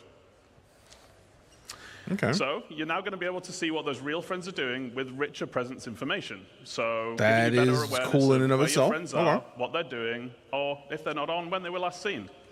And then you'll also be able to reflect your own status, so you can let friends know if you're away, don't want to be disturbed, or if you just want to hide offline for a while. Another key upgrade is synchronizing with Spectrum as well. So you'll be able to see friends that are in Spectrum itself, Arena Commander, or just chilling on the launcher. And that also means that you can accept and receive invites to and from Spectrum even while you're offline. Block hostile, and throughout this presentation, any functionality that is I'm shared very excited between about the game and the web and the launcher, we're aiming to synchronize across all. And speaking of synchronizing, when we have multiple characters, your friends will be shared across all of them too. Nice. Ooh. So some people are real socialites. I know, I've seen them. This game is never coming out. Zero. We are literally watching videos about them showcasing how things that they're doing are bringing it to now. What up, Black Wolf? I get the feeling you watched all this already, and we're literally in the panel that I feel like you would mostly be dealing with the most as far as like prepping all of our community events in Star Citizen. So yeah, what up? They have a lot of friends. I'm talking multiple pages and pages of friends. What are we doing to help management of huge friends list? Nice humble brag, Ben. Well, in fact, we are giving you the ability to add notes to your friends list, so you can remember, hey, this is that cosplayer that I met at CitizenCon 2954. Or agreed, Kodiak. It's Very much JJ's looking forward to it. Weird username. This is I feel like JJ. we're closer Also, to that every day at this you point. can add people to a favorites list, meaning that the people that you interact with most in the game are always going to be shown at the top of your friends list for your convenience. That's what's up. Additionally, we're moving the voice chat into the social app. Okay. And, well, why? Who are you going to call? That's the Call question. Fujan. You're going to call your friends. You're going to call your party. So What this if is where Fujan's it's gonna there? live. And you do what you do. Seem to have got a lot of UEC Who you there as gonna well, call? Ben. I swear to God, I didn't dupe any cargo. This is just my personal allowance. Yeah, sure. Can't see who you're talking to when you reply to the person saying his name never come out. But the one thing Hope they have that them blocked. always No, they're happens just on when you- TikTok. when you meet people is that some of them aren't nice. Abusers, pad rammers, active griefers. You Not know? me. Currently, we can't do anything about that in the game. What are we doing to help the situation? So 4 billion in addition to the UEC. friends list, Yeah, we're I also mean now they're gonna have dead. They a got all block the list. UEC And for we real. like For to real. think of block people as reverse friends. They're just people that you Reverse really don't want to friends. talk to anymore. So what we're Spawn trying to camping do is outside we're doing something Seraphim, called, shoot without warning. Oh, I blackballing love them this. for communications. So you can't see them talk, and they can't see you talk That's anymore. awesome. And not only for communications, whenever you see some of these other systems we're about to talk about, where you can group up, we're going to make it harder for you to see each other. That's a huge thing. Now, we I'm also just curious have when we're a going to see the much updates in game. requested hostiles list for people who have made a real enemy of you as well. The KOS list is finally making its way in. Oh, yeah. You'll also be able to add notes here as well, just so you can remember that person I blocked 2 years ago. You remember why, because you're going to forget. And then for those situations where someone really wants to go the extra mile to be a super mega ass, you can report them to us. Super and mega we'll deal with them ass. for you. All right, so now I have my friends list up to date. I can find my friends easily based on rich presence in real time, and I'm ready to go on an adventure. But for that, I need a party. All the people who have Parties put at the core thousands the of dollars social in this game, will they experience keep their when stuff, or heading is it into going to be a mission, complete meeting wipe? with other players, or whether they're friend or not. Our party. For all intents and purposes, if you've bought anything with actual credits, that just is always going to be there on yours, because it's yours. You bought it. Having said that, if you bought stuff in game, then that is probably going to be wiped when they put major updates out. And I feel like every time they put a new mechanic in, like when they put in salvaging with the Vulture, for example, some stuff got wiped because the economics of having a new way to make money in game changed. So they wiped some things because they're testing data right now. Until the game fully launches, wipes are possible at any patch. That's all. Party system is very bare bones at the moment. It does have some cool features. Forgot how long these are. I mean, to be fair, Planning to this is a 9-hour YouTube video, Undead. So this was all day. CitizenCon is only 2 days. But like day one, they got to showcasing Squadron 42. So I'm kind of excited to see where they go tomorrow. Because reasons. But yeah, each presentation, 30 minutes to an hour possibly. Some of them go longer. But right now, we are in social. So we're to see where they're going with a social universe, which is like showcasing how they're getting more things up to modern with MMOs. Is there a free fly right now? I don't know if there's a free fly right now. I feel like there should be a free fly right now. But if there's not, there's very likely going to be one next month for the Intergalactic Aerospace Expo. Actually, I feel like the IAE, does it happen in November or October? No, because they're celebrating Halloween with the in-game Halloween stuff now. So it's probably going to be next month where there's going to be a free fly. So I'm expecting the free fly to be next month. Right now, they're just showcasing a bunch of stuff that they're going to be putting out in the next year, possibly. But yeah. Parties. If you don't have an account and you think you may want to play during that free fly, if you're on Twitch, !SC. If you're on YouTube, it's in the description. The enlist link will allow you to make an account so that you can play for free when the free fly happens. And it already populates the referral code that I have, so that way you know, hey, look, DeejayKnight sent me to play Star Citizen. And really, it's so that they know, hey, DeejayKnight sent me to play Star Citizen. Why do I care about referrals? Because of stuff like this. Let me close this new tab and then go to the referral program. Because this is why it matters. This is why I care if you decide to use my code, because of this. We're at 348 recruits. Once we get to 500, if another 152 people use my link and decide to slide into Star Citizen, I get to show off the Anvil Terrapin and the Hurricane in-game. Because people are playing Star Citizen courtesy of me saying. So 323 prospects, people who might play Star Citizen, 345 recruits to the UEE. So yeah, you got options. If you like to do that 1-2, there's 20 free javelins. How do you get free javelins? Wait a minute, what? Oh, you're talking about like a bug in game. That makes sense. Use 2 on sale right now for a free fly with a patch deployment. Yeah, like that's party launching, the party markers. Patches are gonna do that. Syncing. It's all good stuff. Almost every time. Let's take a closer look at the new features of the party list. Yeah. So, I feel like it's individual server party meshing, leaders we is the are goal. Right now at a unique opportunity for us. So we already support large parties, but we want to do this well. We have been seeing what you do in the tech previews, and people have been partying up in hundreds. 100+ people in one ship? Come on. And that's all right. We just want to make He has so many that we're referrals, he has adding enough to get better 20 free support javelins. for this, like Why? search functionality, making it easy to find. I mean, I'm jealous, but like, oh, you're talking about the person at the just top like of the we did leaderboard of with that? Man, I Friends wish. We're adding rich I don't even presents want, here I as just want to well. get to the Mile High Club. We're going to want more real-time gameplay-related info, like if someone's downed or dead or maybe offline for some reason. A big thing, though, is the Maybe ship Crookwood. and seat Oh, wait. breakdown. So, you will Are they sorting by people in ships? see. Yeah, maybe that's worth it. That's powerful.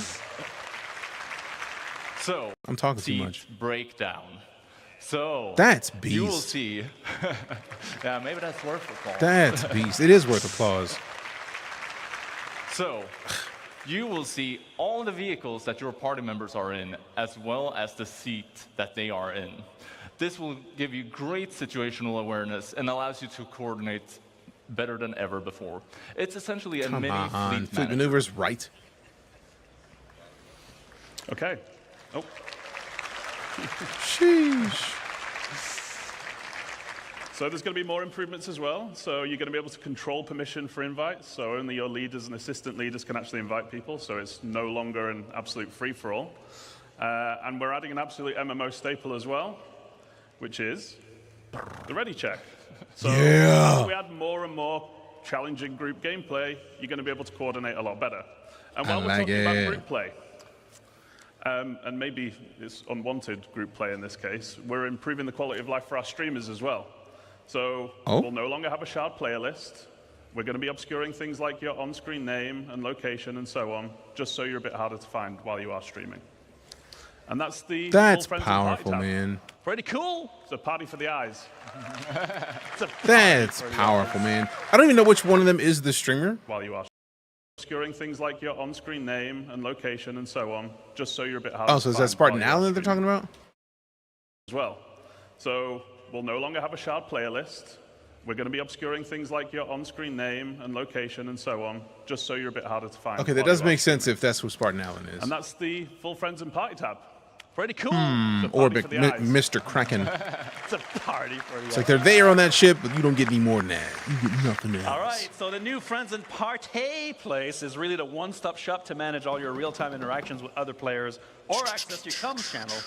That's cool, but as we navigate the verse, it's always very difficult to find people. We have a single channel. People are blasting looking for groups. It's a bit awkward. You never know what you're going to find. With bigger shards, You never know what you're bigger gonna shards, yeah, get. I know. But we're going to have a lot more players in there. There must be a better way. Whoa, Ben. There's got to be a better way. Ro, welcome back. 34 months of it. Social app. Appreciate you, bro. Introducing the Party Finder. Awesome. That's awesome. It has been a while. Welcome back, fam. Good to the see you. Party Finder, Always a pleasure. It's a dynamic system that's going to make it easy for you to find That's interesting huge. and engaging gameplay. It's based Not even thinking about the fact that this is going to help everybody. You know who this is really going to help? The Sherpas. The people who are going through helping people to learn Star Citizen. This alone hints at that. Xeno Threat Crew, we're trying to fight the Xenos. Social Hangout, we just out here chilling. We just out here FPSing, cruising, looking for a group. We out here in a Xeno Threat in another language. Dutch, I think it is. Single seaters, we out here fighting. Come on, help us out. That is huge. basically player-powered That's huge. matchmaking. Also, I like how I if feel like you're that's a looking for voice, more but we'll players, see in a minute. Just go in here, advertise your party, give it an informative name like Ben has done here. Space Combat Fun Times. And you could even set things like a specific contract that you want to play, or roles that you're looking to fill. Maybe you need gunners, engineers, pilots. Meat shields. Maybe that. You can also limit Reavers. the number of members.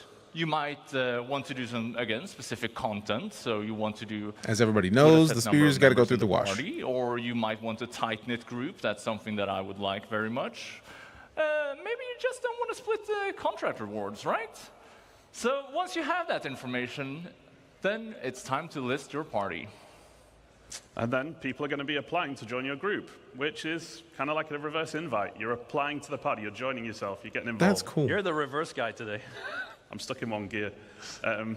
So you can then request, the people that are requesting, you can then look at their information and you decide on whether or not you want to accept or reject them, just so you can tailor your group to the kind of gameplay that you're trying to do. Then, on the other side, finding a party should be easy too. So all of those super cool things that Gabriel just mentioned, so like setting your group name, Very what's needed, nice. party size, and so on, you're going to be able to use those as filters to find the right group. And this is all purely because we want you to find the kind of group gameplay that you want to engage in. And it's for all types of players. FPS combat, racing, beacons, roleplay, eating burgers at Whammers, finding cool vistas. It should always be easy to find action, things to do, and people to play with. Sure, other MMOs do the same. Yep. So I can create a party from a couple friends. I can party launch into the game on the same shard. Then I can share my party with the party finder. And other people will want to join Person us. follow Crookwood. Now we're talking. No worries. You good, But man. I'm curious, as we're going to get bigger shards, let's say that already, how will we improve communication? It's very much of a mess right now. Our chat's very bare bones. And voice comms, we never really know if they work. Well, let's chat about chats. So, we're adding Chat options about for you chat. to customize the chat window, giving you the power to make the chat your own. We're also adding chat tabs. We're bringing back tabs. We're bringing them back from other games. And this means that you can set up customizable views, filtered for any area of the game that you are interested in. And Ben, you had a UI team make a little mock-up of some of the other functionality we're adding, right? I sure did. I also got them to add the combat log in. That's sweet. How kind of you. I'm all for a combat First log. off, as we can see here, we're making Literally, slash how did I commands dialogue? I need to know. actually useful. How did I get no served longer just now? chicken dancing and Help me flexing. out. It's going to be able to help you send messages to party, to proximity chats with say and /yell commands, as well as sending DMs to other players. What the hell, Ben? You said you were going to take Hey, you wanted a real example. Stuck here with Gabe again. Sure. I'm stuck here with Gabe Another again. thing we're adding is that we're Orange giving you chat the text, power of course we to will. share information more easily. Unless it's like a problem for via people links. with eyesight So, issues. First off, here we have Longest week break, contract links, sick 4 days. Well, I hope you taking feel better, to fam. The contract Because sickness manager sucks. for that specific contract. Cheesecake. Yes, cheesecake. Yeah, cheesecake Now- is maybe better than things. I want to see how they added that in Taking there. you to the contract manager for that specific contract. Oh, that's delightful. Yes, cheesecake. Yeah, cheesecake is maybe better than center threads. Also, Cheesecake is better than most we are things. adding star map links. Let's have a look at what, What? that looks like. This means that you can click the link and it will take you to the exact location in the star map. Make Hey, it yo. to group up. That's huge. Another thing we're adding is item links, and well, you'll see why you want to link items in our crafting your home. Nah, you don't even need to. tomorrow. You don't even need to tell it. Lastly, Like plenty. We're adding 'Cause player links. I'm gonna be adding in. I'm gonna be making silly amounts of our armor. I can foresee it. We're gonna have a place. We're gonna have a little building because I know somebody's got the ability to make buildings. We're gonna just gather resources. Somebody's gonna fly that ship out. Gonna make a little settlement. It's gonna be like an armor shop and weapon shop, and we're just gonna be making webs. To make it Settlement easy and for you string to cheese connect pretty your good. Oh, friends yeah. with one another. String right? cheese is always a dub, regardless of where you get it from. For real, for real. So while we're talking about comms, Sean just messaged us about Foip? What? Do you want to invite him to the party? I sure can, Gabe. We do need an expert Sean, to tell me discuss about the VoIP Foip. and What you FOIP got, bro? anyway. So you guys You know give us I'm some here air. for it. Remember, Hook it hot up, mics. though. And let's invite Sean, Master of Faces Tracy. You know what it is, fam. You know, fam. You know what to do.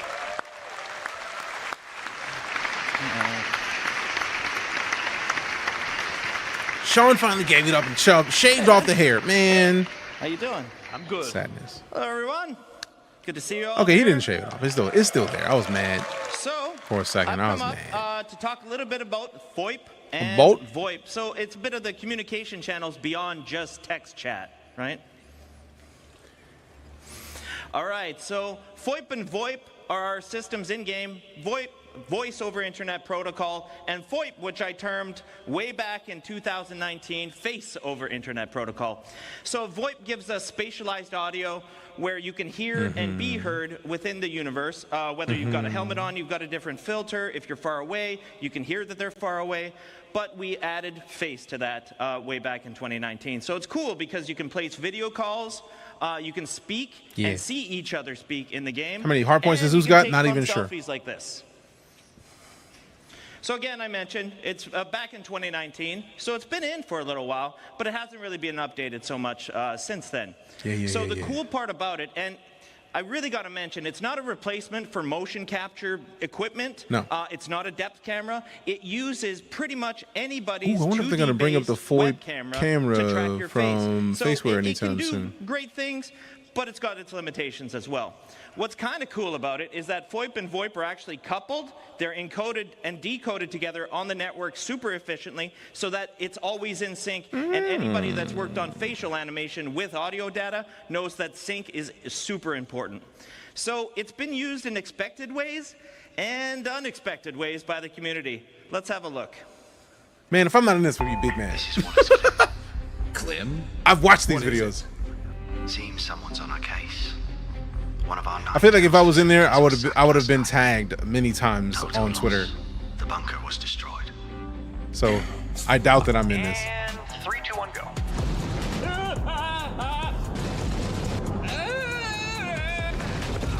This isn't what they said it would be. The subject has crossed the perimeter. Most people don't associate ladies like us with salvage, do they, Shell? That's right, Mel. In fact, we're the best in the old system at salvage, aren't we, Mel? That's right, Shell. And you look like you get about a bit. I'll do it. You need a break. What? No. You're up there in what? Your underwear just drinking hooch or something and just singing away? Wait, we have hooch? Hi, I'm Natronics, and you're watching Redline, your source for adventurous stories throughout the verse. The name's Brad. Agent Davina Brad. Excuse me, Captain? I'm Aaron Baxter. We topped off yet, Aaron Baxter? Just about, sir. Good. I don't want to spend another second on it. Something we have in common, sir. Hey. Yeah. It was that day when I met Mr. President that my life changed for the better. Eat that apple.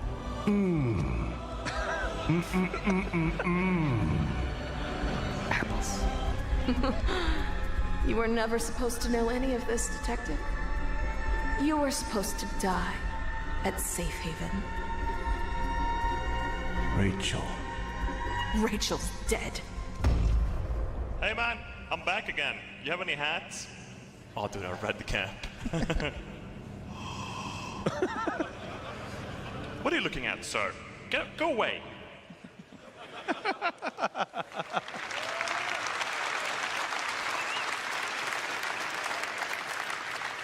So that was all content made by the community, and I love it. I love it. I think it's awesome, bugs and all. But there's probably some improvements that we can make for that. So one of the big ones that we've made is head rotation tracking. It's actually something we were already doing to do head tracking in first person, but we never could You should have move been the there. I head appreciate around, that, bro. That means a lot. on the actual character itself, which we've been able to do. Some cool stuff like range of Jared? Yeah, Sean. Can we just, let's just do a fake video call. Can we do a fake video call? Oh, you know we can do a fake video call, Sean. All right, cool. So let's call one of my guys, Oliver Cook. My flaky self has been here to see you, your FOIP fun. Appreciate you. That's great. Hey, Sean, and a big hello to everybody at CitizenCon. How's it going? Hey, Ollie. It's great to see you. Everyone's having a great time. Seeing the tilt in real time, dubs. That's correct. I'm sat here in the comfort of my own home, talking to you via the power of FOIP and my webcam. We've been working on FOIP recently, and we're starting to see some improvements to the quality of the tracking in-game. That sounds awesome. Can you tell everyone what you've done to improve it? Well, we started off by looking at what we originally had, and we realized that some mouth poses were really difficult to pull.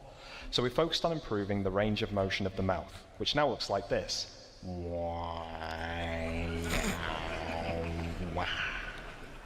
Hopefully, you can see there's more of a one-to-one relationship with what's going on in my webcam. And this has helped some of those problematic poses we were seeing before, one of which being a closed-lipped smile, which was quite difficult to achieve previously. We've also started to add in secondary motions that happen naturally when pulling combination-based shapes. Salty Mike said that wasn't a good quality webcam. Yeah, and that is a very valid point to make, because that webcam is not as crispy as it could be. That's probably like a C920, if not less than a C920. So like with this webcam that I've been using, the Elgato Facecam Mark II, this thing is like crispy. It's absolutely crispy. So this detail from a mid webcam is going to be silly. Combine these secondary motions with the wrinkle maps, it really goes to show just how much work has gone into these heads. Let's see how many wrinkle maps we can trigger, huh? I think the problem with that, Ro, is that it's more like to get that level of RP, you got to have custom servers. And finally, they're just not there one yet. other thing we noticed was the tracking quality could be quite noisy in environments where the lighting is less than ideal. So to combat this, we've introduced tracking stabilization, which helps to reduce the amount of noise we get from the webcam. We're seeing positive results in low light conditions, but we're also seeing a small quality boost in optimal lighting conditions. The result is a more expressive and stable face, which is great for using in-game or making videos in the verse. And we still have a little ways to go with VoIP, but the future is bright. How long before you can use this to auto-generate your characters in piece during character creation? That's like what Kavion was talking about.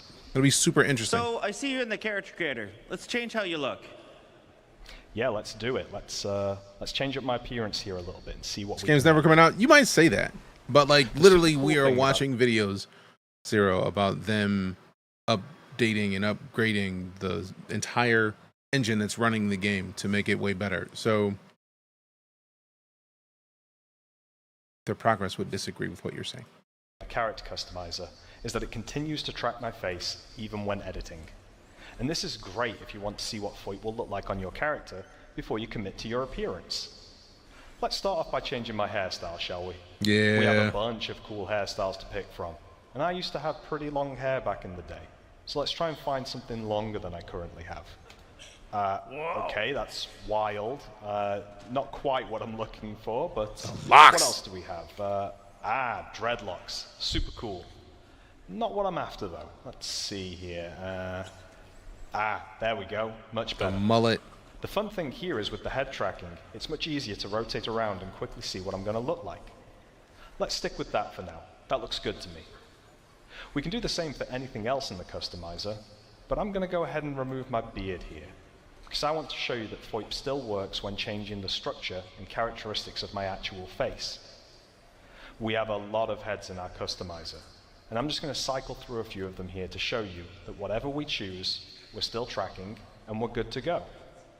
We can even start to manipulate individual aspects of the face. I didn't know you could click and drag on a head to like mesh that with your current head. That's flames. So if you just want to tweak a small aspect of your character, or take on the likeness of one of the heads included, you can do so and test out exactly how the tracking is going to look based on your face movements in the webcam. How much is raised now? A lot. I'm someone totally different, and we're having no troubles tracking. We could talk about how much they've raised until we're all blue in the face. They've been making this game since 2012, so it's already 12 years. We just celebrated the 12-year anniversary like a month ago. But they have like at least 700 employees. I know they had layoffs because I think they were moving people to a different location. So there may be like between 600 and 700 employees that have to get paid. They have buildings, they have computers, they have software they have to buy for those computers. So money is a thing that exists. And if you think about 600 employees, and if we think maybe even technically everybody that works at a company needs a computer. So not everybody needs the top tier, but if you're working with a top tier computer, you're looking at thousands of dollars per computer per employee. So 600 employees times 2,000. That's money in and of itself. And then we got to think about locations. We got to think about power. And then we got to think about water, because you need power and water to run anything. Pretty sure it's over 1,000 now. They bought Turbulent. Yeah. So yeah, if we're at over 1,000 people, 1,000 people, even if we average it at 50,000 a year, which is not enough to pay devs, but if we're going 1,000, 50,000 times 1,000 is 50 million. So regardless of how much they made, they're spending that money. But they're also spending that money on 2 games. The last part of this presentation is Squadron 42, the second game they're working on. So a lot of people get mad when they talk about how long this game is taking, but this game is taking a long time because, unlike most developers, they're making 2 simultaneously. So that's pretty much it. So, and to steal a thing that I suggested, like Lala said a thing earlier that just kind of impressed me, and it made me think about how I discussed Star Citizen. So if you're asking the question, or if you're making the statement, this game is never coming out, consider the future that it does. And if it does, will your negativity now, like how will you feel about the negativity you have now when this game releases? In the future where this game is out and people are playing it right now, having a great time, would you think differently on the way that you're saying negative things about it? Just a question. Making 2 because they ain't never dropping this. It looks good, but it's got to come out. Yeah, but again, when I started playing this game, there were no planets to land on. They existed, but you couldn't land on them. There was just space. Now, there's an entire star system and realistically, a second star system that people can play in. So, I don't know what you're talking about. And by come out, you're talking about 1.0. They're talking about the road to 1.0. That's literally what this entire presentation is about. We just got done looking at the planetary systems, about how nature exists, how they're procedurally generating new planets, how they're doing it faster than before, the audio infecting everything, the AI, how the AI works with enemies. They literally are making a new engine from another engine from scratch, and they're giving us videos about it to regularly see their progress. For instance, if we go to the Star Citizen page and we go just to the Inside Star Citizen section, this is something like a weekly video that they take breaks because, you know, people got to take breaks. Every week they put 10 minutes to 15 minutes, sometimes more, sometimes around 10-ish, I think 22 minutes. So there's 208 videos just in this playlist.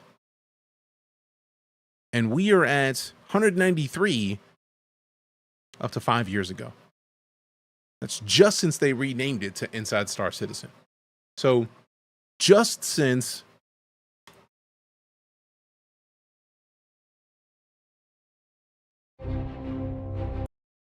April 25th, 2019, there are 208 videos showcasing the progress that this dev team has made across 2 different games.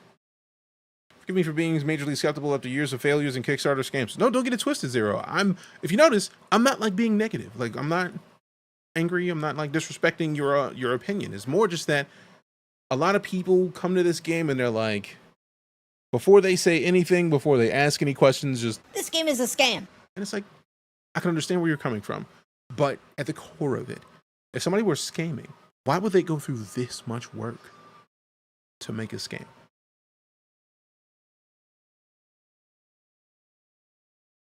For all intents and purposes, they could have cut and run with the money years ago. Why would you build game studios? Why would you hire people for a scam that the world can see?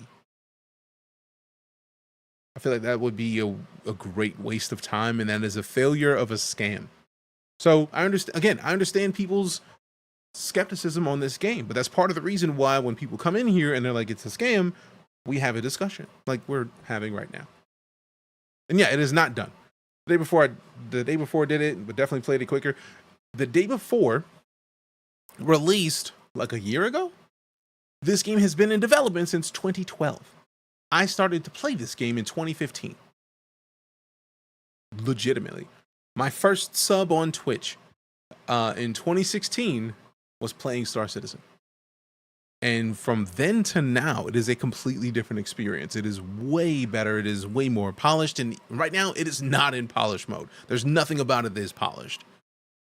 Just that it's a long dev cycle. Long dev cycles happen. And the only reason I even say scam is because literally a year ago, like not even a year ago, like 20 minutes ago, somebody was in here like, it's a scam. So surely you can understand why I connected your comment of this game is never coming out to that, right? But we're cool. The joy is, unlike a lot of scams, much like Undead pointed out, you can play this right now. Right now. If you spend $45 to get a game package, you can be playing it now. It's not done, but you can be playing it now. When it is finished, it's going to cost $60, probably $70. So if you get it now, you save money. Buy it now. Just let it cook. Sit back. Every now and then you come check it out and just... Someone cooked here. And then keep it pushing. I say that because many people do. I take breaks from Star Citizen all the time. I used to play almost every day. And now I might play every couple weeks for a couple days. And then I just let them cook. Because it's a game that I love. And the concept of a dev team that wants to make a game that no one else is making. And publishing it themselves to make sure that they can release it when they feel like it's ready. With the amount of games that come out and fail immediately, I love that idea. The PC because Frontier left Elite dead in the water. I mean, they did just release new ships for Elite. I feel like they're probably working on a lot of things for Elite, just low key. Self-published games respectable. Yeah, it's literally, you get it from their website. You can't get it on Steam. You can't get it on Epic Games. You get it from them. If it was on Steam, it would have been review bombed ages ago. Not on Xbox, they let it die. I mean, to be fair, the Odyssey update, if memory serves, was the one that gave you Space Legs in Elite Dangerous, and the consoles that existed could not play Odyssey at all. Now, I'm actually surprised that we haven't seen an update to Elite on consoles since we got the Series X and S, or the Series X and PS5. Now that we're getting like the mid-cycle refresh of like the pros version of these consoles, I would be very surprised to not see Elite push out something within the next year. This game's too complicated for Xbox. There's people who play it with controllers, so I don't know. Breaks are healthy. Star Citizen isn't going away. Agreed. We DJ friends wish DeejayKnight wouldn't take breaks from Star Citizen, but it's better for us in the long run than he does. I appreciate that understanding. Elite Dangerous was a good game. Could never connect with it, but I respect the hell out of their detail and polish. Big same. I have kids who have lived their whole life with this still dragging on, because it's going to happen. If you're talking about the development of this game, if you can tell me that the game plays and looks the same as it did 10 years ago, I would firmly disagree. We're literally in a presentation where he's... And if I don't like what I've picked, using a I can webcam always just randomize here, which I think is a great way of not only showing the literally countless combinations of heads that we can make, but also that FOIP will continue to work with anything that we throw at it. That was a presentation they did earlier today. That's a webcam, not just a webcam, a mid. When I say mid webcam, I mean we're at 31420. That is the webcam he is using. That is mid. I want to move this screen around so you can see it. That is mid. It's blurry. It's not fancy. It gets the job done, and that says everything.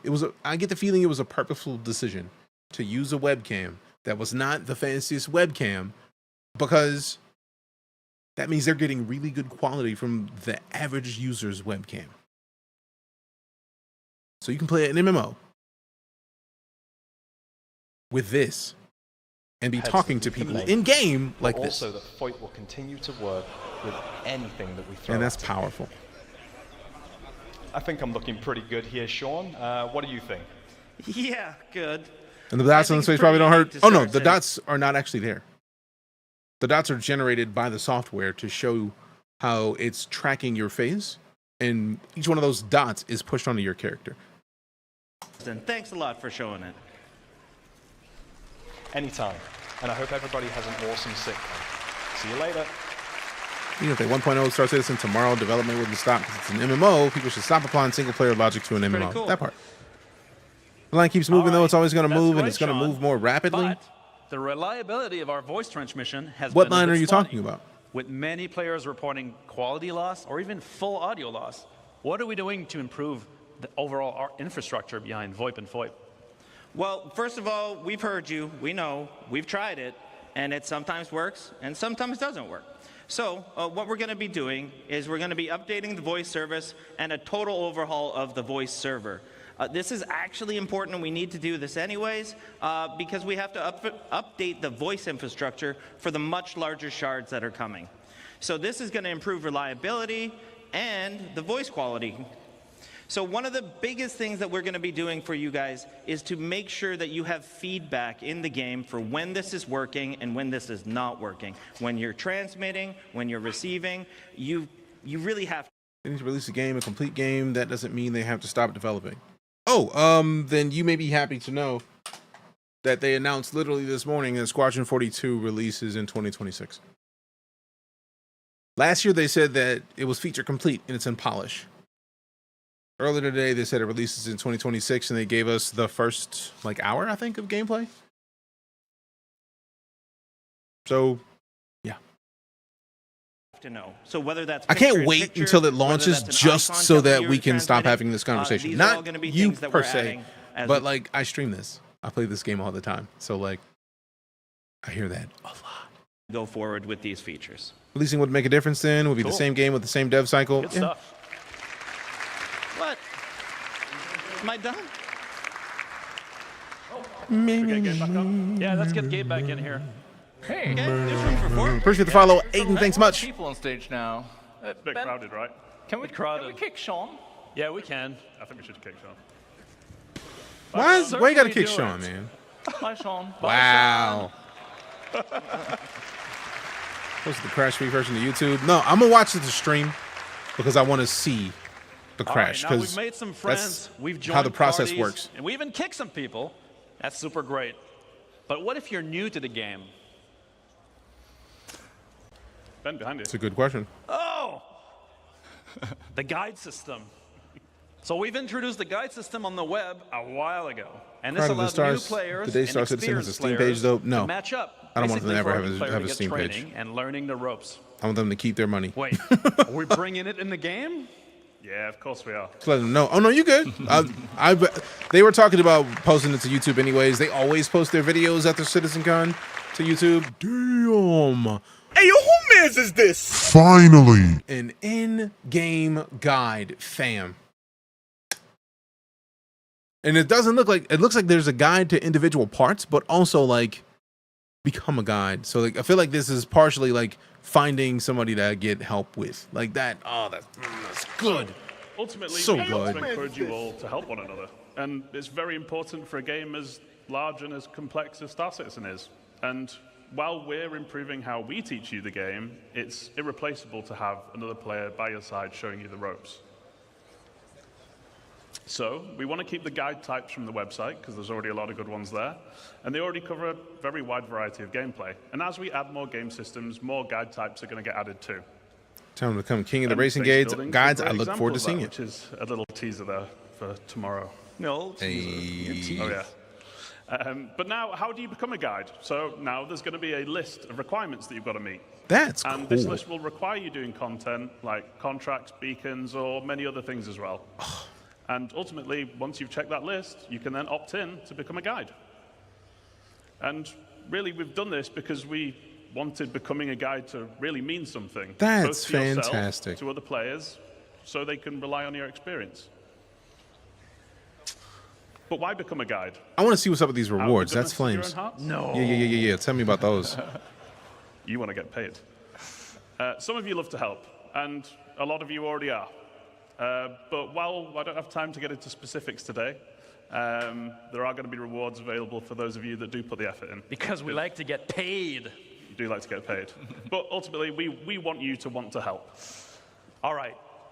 So I've been doing a lot of guide stuff, and I've reached a guide level in a field that I like doing tons of content on. Or I'm a new player, and I need training in a key area. How does this all tie together? Let me answer my own question. Any word on It server ties meshing into yet? I mean, they have been doing the trust tests. and rating systems, or as we I get say the feeling it's probably internally, going to come up probably during this beacons, section. but actually good. Oh, yeah. So beacons have been in the game for a while, but we are juicing them up.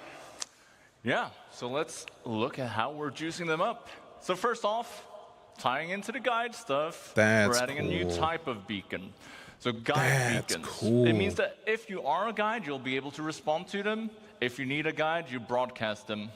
And if you need a guide, you can be certain that whoever responds to them knows their stuff. That's fancy. So this is Time out. One of the biggest issues that I hear from people trying to play Star Citizen is that they have no idea what they're doing and it takes a lot to get it done. The idea that you could put out a beacon and say, hey, help me out. And it's not paid by the person entirely. Like, the game pays most of it. You pay part of it. That is fantastic. So only qualified guys get to see your beacon? Exactly. So you have to have gone through the steps to become a guide for a thing. And then you get guide beacons. Do you understand how much stuff I'm going to be doing? And then foiping when I land just to showcase, hey, what's going on? I hear you had issues with a thing. And then just like, and then since it's got the head tracking, I'm going to be using my head, moving it around like, oh, so you got a thing that you're trying to do? Come on. Come on. Of course I'm going to be doing this. obviously good for new players needing to learn the game. Of course I'm doing this. And I'm going to do it for my partners so they can pay me, the game can pay me, and I can give them their money back. Seasoned players Let's like go. yourselves, you're going to have Good guys great be use great for this recruiters for because orgs. there's Exactly. always something new to learn Like? in verse. So you just post your question, you broadcast it out, the guides get alerted, they can accept it, contact you, and once you have the information you need, you take the beacon down, get out there, and use your newfound knowledge. So obviously there's many different types of guide beacons here, but we're also adding more categories to service beacons. Now, all this beacon stuff sounds fine, but let's be honest. I have a friend, not me, but every time they use a beacon, they get ganked. How are we going to do that? What are we going to do to make sure that whoever is answering my call for help is trustworthy? Are you sure that's your friend and not you? Yeah, okay. So we've got a few ways of tackling this, and one of them is actually subsidizing the beacons. So guilds contribute rewards to the payouts on service beacons, and we'll get to guilds shortly. But that could be money, reputation, or potentially other rewards as well. Because we like getting paid. Hey, welcome back, Crookwood. And ultimately, that keeps the cost down for the people that need help, but You get rewards what the people often? that are helping. And this actually finally makes it viable to do beacons for whatever profession you like to do. That is medics, so good. refuelers, and repairers, just to name a Oh, few. this is good. Robbed If you off. misbehave and you fail the beacon, there's no payout for you. So that's one incentive. The other is that we're adding a proficiency rating. Come on. Responders can earn that rating by successfully completing service beacons. You go from bronze up to gold, which indicates your level of experience and success, and only the top few will be able to earn platinum status, which essentially puts you on a leaderboard and marks you as one of the best playing in your region. So when broadcasting, responders offer to help, and you'll see their rating. Then you'll get to pick who you want to help you out. Then let's say you're not very good, or you like to misbehave a lot. Failing a beacon will result in losing rating, and then repeat offenders will enter the red zone. The bald zone. Hey, we see it down here. And then only really desperate people are going to take you on. Fam, just get the cutter, bro. I feel like at this point, the cutter is the move. Determining success or failure. So we're putting a lot of focus on making the system difficult to exploit as well, in the many different ways that it can be right now. So criminal types, like you, Benoit, will have to get much more creative. So yeah, that's all great from the beacon broadcaster's perspective, right? That is fancy. Pretty cool stuff. How do you pass? What if someone just invites everyone and claims they're not the bad? only ones getting ganked. The beacon Good question. responders, they're also in a bad position. I hope they're going to answer so that. what are we doing for the beacon responders? Well, we want to give you Titans some on sale. idea of the risk you're putting yourself Is it into cheaper than the by cutter? responding If it to the is, beacon. Titan easy. So we're adding trust rating. So if we look at this person who's looking for some help to repair here, Well, you can see their last 5 recent beacons that they broadcasted. They have 2 neutral ones. Something's gone wrong, but it wasn't necessarily bad or illegal. Then they have a red one. That's bad. They have been up to something. But they have also been successful with 2 beacons. So, well, at least you can assess the situation before going into it. It ensures your safety when doing a good deed.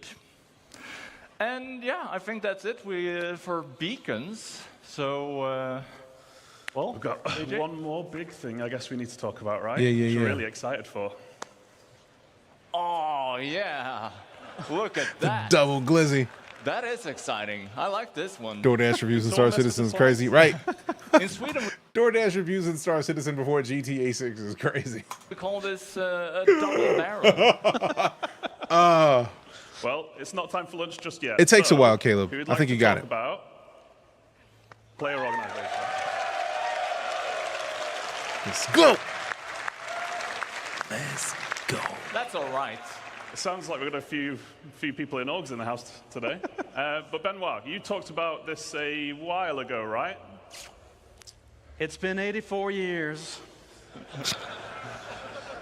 So I love that they're being brought into originally the asked game. to outline Let's the original go. ideas behind how organizations would work in the very early days of the project. A younger Ben, big ideas, same ideas, now action. Newer PC You won't have run no it. It's a idea laptop. how Ah, happy that I am might we're explain a finally lot. tackling this task. Are they finally and releasing this it like design full? Not yet, in but they did point out earlier in the beginning of the presentation, around the first hour-ish in, they were talking about how a lot of the other things that they're going to be adding to the game in the next version of the Genesis update to the Star Engine is moving a lot of things from CPU specifically to balanced, as well as heavily more featuring the GPU in calculation. the game. All right, so once I get done talking about orgs, we're gonna be done for the night. But for now, I still want to make sure we check this part out because we have an org, !SC org in Twitch chat to get a link to it. Come join the Night Core. You know you want to do it. They give you all the tools you need to make your empire in SC.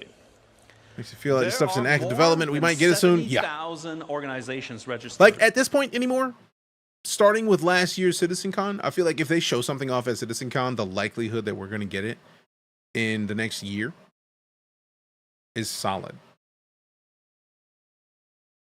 They were hoping to get Pyro out in 4.0 with server meshing before, like in this half of the year. They never said we were going to get it done before.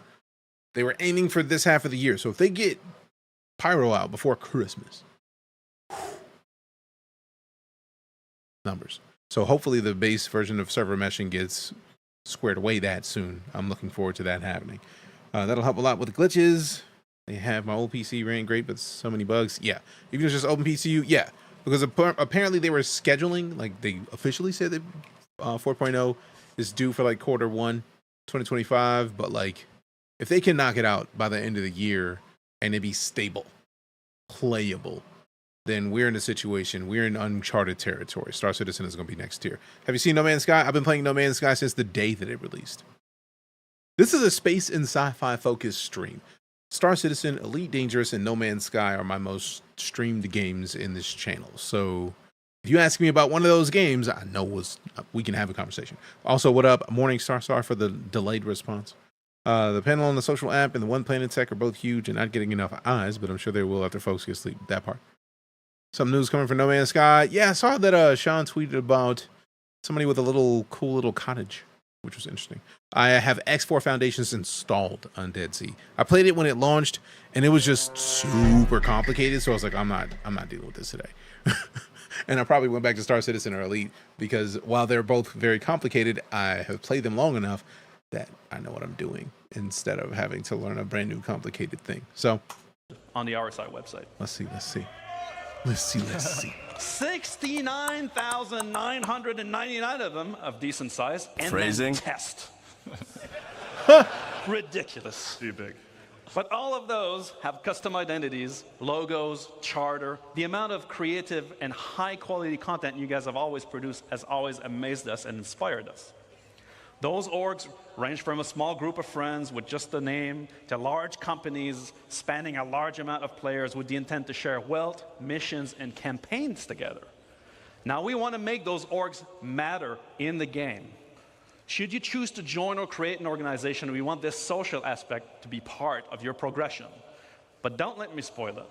Let's get a real designer to cover this stuff. JJ, you are a self-proclaimed big MMO player yourself, so why don't you give us the details? Space Engineers, I haven't. I didn't realize. Haven't played a lot of it. Appreciate the follow, Caleb. Thank you. But as an MMO because player, Space Engineers is also like a lot. It felt like you got to be an engineer to get in there. I also have Dual Universe, Starbase, So both orgs, pretty as many of you know, hardcore players coming games. together to achieve a goal, whatever you want your goals to be. We give you the framework, and you set it up and drive it forward. And we were going to shout a few of them out, but I was actually told we couldn't play favorites, so we actually made our own. So we've got the Fellowship of JJ and the Bolt's Fault Buccaneers. Those What? guys. You guys made your own orgs? Didn't think Dual Universe ever came out. I think it's still in early access, but it's Sorry there. about that, James. I did play Starfield. I did we also enjoy have it, NPC but I also factions now. understand that when it comes down to it, Starfield is a Bethesda game with a space game coding. So for me, I went in expecting a Bethesda game. I got that. A lot of people were mad because they expect Starfield to be what Star Citizen is. Already in the game, and you can earn or lose reputation with them. Now contracts and doing. Now those that's things will powerful earn if you the rep. factions, And killing and stealing and all that horrible stuff you if love you can there, align your that will org lose with you a rep. faction. Ling and Redwind and the ones that you can see on there are just a few examples, and there's going to be a lot more to come going forward. Now, there are also guilds, like the Interstellar Transport Guild. And these are essentially collections of several factions, and we're putting them in a position to be more prevalent. What? You're saying there's something bigger than factions? Oh, yeah. So they're going to be something you interact with a lot, and they essentially. People are really mad at Starfield. Yeah, because they were expecting Star Citizen. You will earn rep But with both it's a still, Bethesda game but in as a bigger space. entity, the guild So will for be me, much it more worked. important. And you'll find out a lot more about guilds tomorrow at the Stars My Destination presentation at the end of tomorrow. Okay. Again, a tease. But now we can dive into some of our new org systems. Yes. Let's start with the basics. I want to find or I want to recruit for an org. Yeah, so welcome to the new app for everything orgs. Tease with the mask. So, orgs can be big and complex, and as we said, some of them have thousands of members. So when we designed the app, well, we made sure that we took this into account, but it's also something that we can expand on moving forward. So, let's have a look at it. Now, I'd like to point out that the Fellowship of JJ, like every designer-based org, is really focused on What up, things like A-Corps? progression gameplay and mission and crafting and leveling up. But my Bolt's Fault Buccaneers, no, they're the real deal.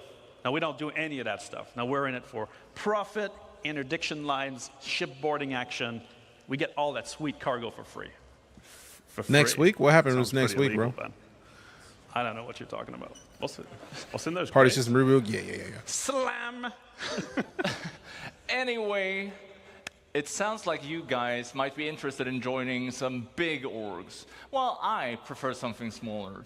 So I think it's fair to say that we like playing in different ways and will want to join different orgs. The recruitment tab is the place to find them. So, we're giving you the tools to promote your org to potential members in order to give a best first impression to them. Starter pack for Star Citizen, the Just green noticed skin that. cutter. You might Hell wanna yeah, have a word with congrats, Rich. fam. It looks like- Welcome to that virus. Looks like he doesn't want you. No way. I'll have to speak with him. Anyway, yes. So we're adding filters for when you're basically trying to find a home. And we want to cater to all types of players because we're a massive game, right? And orgs are combining tons of different gameplay in tons of different ways. So you can search by name if there's an infamous org you've encountered out there in the verse or online. You can search by size. So if you're after a big and active org like me, or a small and more close-knit org like Gabriel. Then you That's can also cool. search by the gameplay focuses you enjoy. So maybe you love trading and PvP, or maybe you like events like the Daymar Rally. See? Some game, I might Yeah. start playing with others. Nice. So I guess you'd end up searching for, say, social and racing, maybe? What if I love committing crime and roleplay, asking for a friend? What's that got to do with the presentation? Anyway, you can search for whatever you like, and if it's not there, why not just create it yourself? So, do it, Caleb, do it. We allowed you to join multiple orgs back in 2014. I can still do that, right? Oh, yeah. Depending on eventually being able to lose ships permanently. I don't believe so. And we're going one bigger. One bigger. Unless you buy them in game, I feel like. One to join when we actually bring it into the game too. But like, I feel like if you bought a ship, I feel like far too limited. I don't expect that that's a thing that they'll ever remove from your account. I'm hoping not. Yeah. And the amount of people who would be livid if they lost. Screen will look like. It's gonna be your one-stop shop for joining or finding players for your org. So let's have a look at the core functions and features to look for. I feel like if it's in-game ships, yes, but if you lose the ship that you bought with monies, nah, that would not go well. You can select one of your orgs that you're in on the left-hand side, and you'll see, well, a summary, a lot of at-a-glance information. So we'll introduce some of these one at a time. So first off, announcements and org information. Simple stuff. You use them how you want to. Also, that's cool. We're adding an events log. So in here, you'll get a summary of that would completely negate the point of insurance within the org. And yeah, but like, I'm not talking about like make it to where you tie that in with insurance. If you have a ship that you paid money for, if you keep crashing your ship, you wait longer to get it. Insurance doesn't guarantee you a ship immediately. You got to wait a while. You just got the ship and you just crashed it immediately, cool. You waited a minute last time, you got to wait 2. Oh, you blew that up within 10 minutes, cool. Now you got to wait 3. That makes sense, but still not taking away your ship. If it's an in-game purchased ship, that's literally the point of insurance. If you buy a ship in-game with in-game money that you raised in-game by like mining or salvaging, you need insurance. Just like Elite, do not fly, but you cannot rebuy. Stand up. It's only like 10% of the value of a ship to keep your insurance. So if you have a ship that's worth $100,000 and it costs you, I don't even think it's going to be 10%, because if it costs $10K, people would probably not fly their ships. But like, that also means that they need to do more with jobs that don't require a ship. Now, this new friend system is going to help considerably. Hydrate. Where's my water? The new friend system is going to help with that considerably, because it'll be easier to find people to go do stuff, especially if they're nearby. But like, nah, it's like Elite, where if you can't fly it unless you have insurance, pretty sure you don't lose the ship though. If it's with your cash, yeah. But if it's a ship you bought in game, I'm cool with losing your ship. Fair to consider real cash ships to have unlimited warranty, but I like real risk. Right, like that's why I like the idea of like making it wait longer for a ship that you paid for. Cool, because then that gives you reason to like learn the game, get good. But like, if you bought a ship and I got like $2 to my name and it blew up.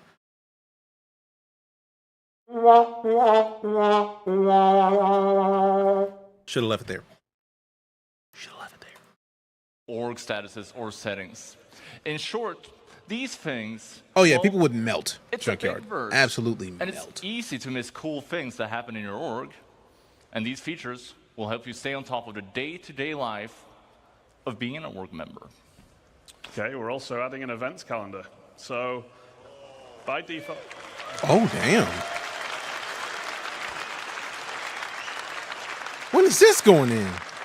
So by default, it's going to be populated with our in-game events, so you never miss a thing. But more importantly, you'll obviously be able to add your own as well. So you'll never miss another meetup to get together for group content. It's tough to get everyone on at the same time, right? So use this for your Convoy Tuesdays, Casual Fridays, holding hands in Horizon Saturdays, whatever you want. Getting crushed by the Buccaneers on Monday. That's Gabriel's favorite. It is my favorite. Remember that it is our intent that all the features we're looking at here are available on Spectrum as well, allowing you to access this info even if you're not in the game. This applies to parties, comms, friends, and all other functions. If it's destroyed, that I'm cool with. So I can join multiple orgs, like the Buccaneers. Oh yeah, I had that feeling, Black Wolf, the second I saw it. I was like, this is Black Wolf's time. But how will others see me in the verse if I have multiple ship is destroyed, like buying a new ship? No, if your ship is destroyed currently, you just pay a little bit of money of insurance, like a couple $1,000, and they just give you another one. It's They used to be where they didn't carry over the weapons that you had on, but I feel like they updated that to where the weapons that you had on your ship also apply. But I feel like that also should be adjusted accordingly price-wise. That's just me, though. So that's covered by something new called representing.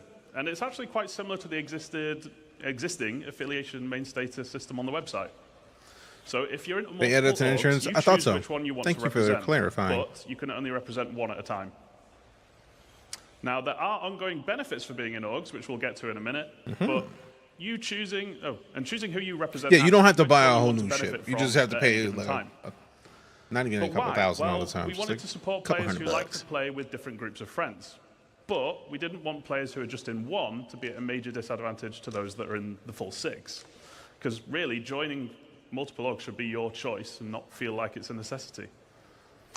And there's no need for you to switch which org you're representing to see things like this Moby screen or org chat. Damn. But we want to put limitations on how often you can switch to avoid exploiting the systems. And we don't want to punish anyone who's, well, playing by the rules. And a big part of representing is visualizing it in-world. We want you to be able to fly your banner for your org. So we're adding another MMO staple to the game. Tags. Oh, Cora's good. She's down here chilling. That goes over here. So the org leader will be She able heard to me and set started a to sit up. tag You didn't have for to the sit up, org, Rumble. and this gets appended to the name Yes. while you're representing. So you can easily see who is in which org at a glance. So we'll have it in chats, in world, Silly and dogs. if you're not interested in this stuff, well, you have the option to turn it off as well. How novel! We'll be able to identify people around us. Wow. JJ, I'm curious. You mentioned guilds before, and I'm guessing they fit into this somehow.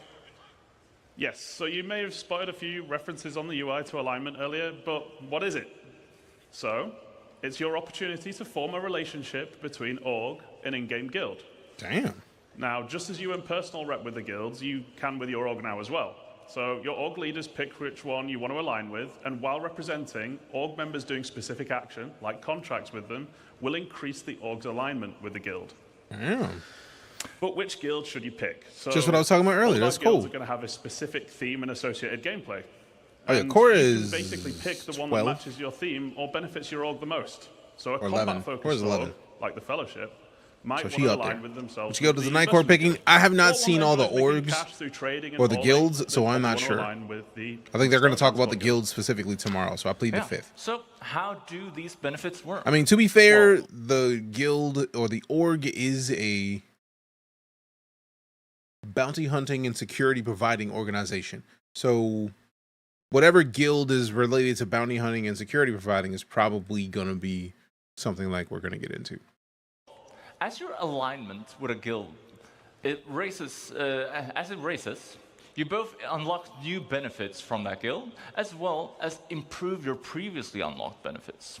So, for example, It's if a great I tool, align my still a tad org early for with the orgs. Academy of Yeah, Science but guild, like, if they're putting orgs in game now, and they're putting guilds in game, of things that will affect your ability to get like reputation in game, I feel like we are getting closer to 1.0 than we ever have been.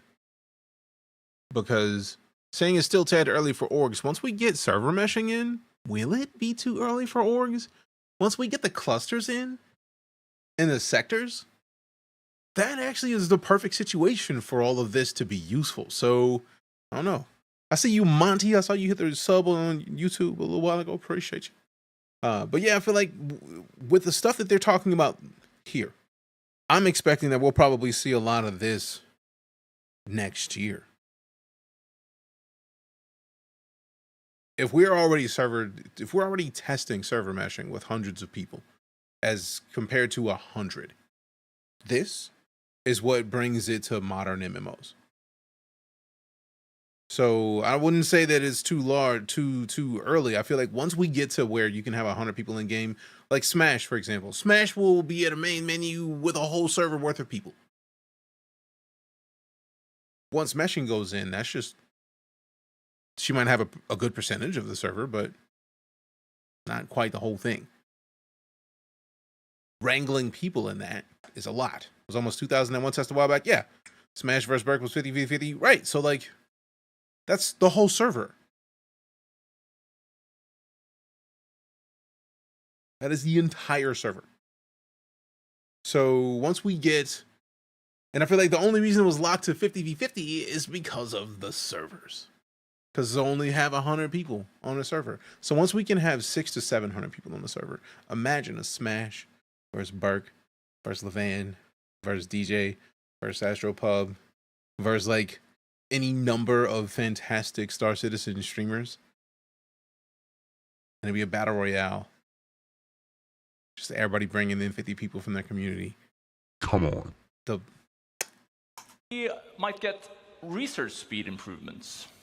As my org performs contracts for this guild, alignment the treachery, raises, and that speed benefit gets better. Because why not? And needless to say, other guilds will have other types of benefits. Finally, on guild alignment, you are not locked in forever.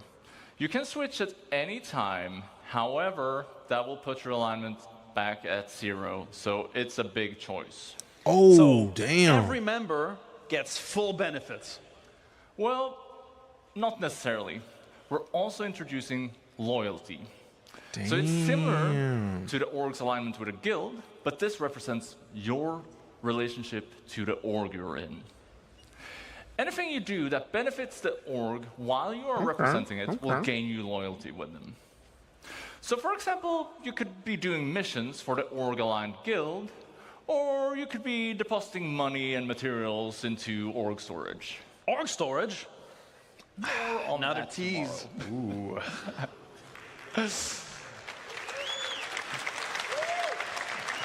They're not playing with these teasers, but ultimately, we wanted to encourage long-term membership because we don't think you should just be able to join a well-established org and then just get everything instantly for no effort. So to put it simply, having low loyalty limits what you gain from the org's alignment benefits, and having high loyalty gives you full access. We also wanted org leadership to be able to view members' current loyalty and use it as a tool to reward appropriately with things like ranks and permissions. What? And then loyalty resets to 0 when you leave an org, so there's some incentive for sticking around. Wait, does that mean I lose my loyalty if I change my representation away? No, so not representing puts your contributions or ongoing benefits on hold. So when you start representing again, you essentially just buying bigger ships. off. They haven't talked about what if I money, leave the org? which is the thing I'm curious about. It's not very loyal. Like, is so there a guild bank? Right. Well, so, you know, in my org, my Buccaneers, they're mostly scoundrels, and so they tend to join and leave, and, you know, it's not very loyal in general. Larger orgs, they tend to be a pain to manage, though. With the flow of joiners and leavers, do we have any tools to have managers like me?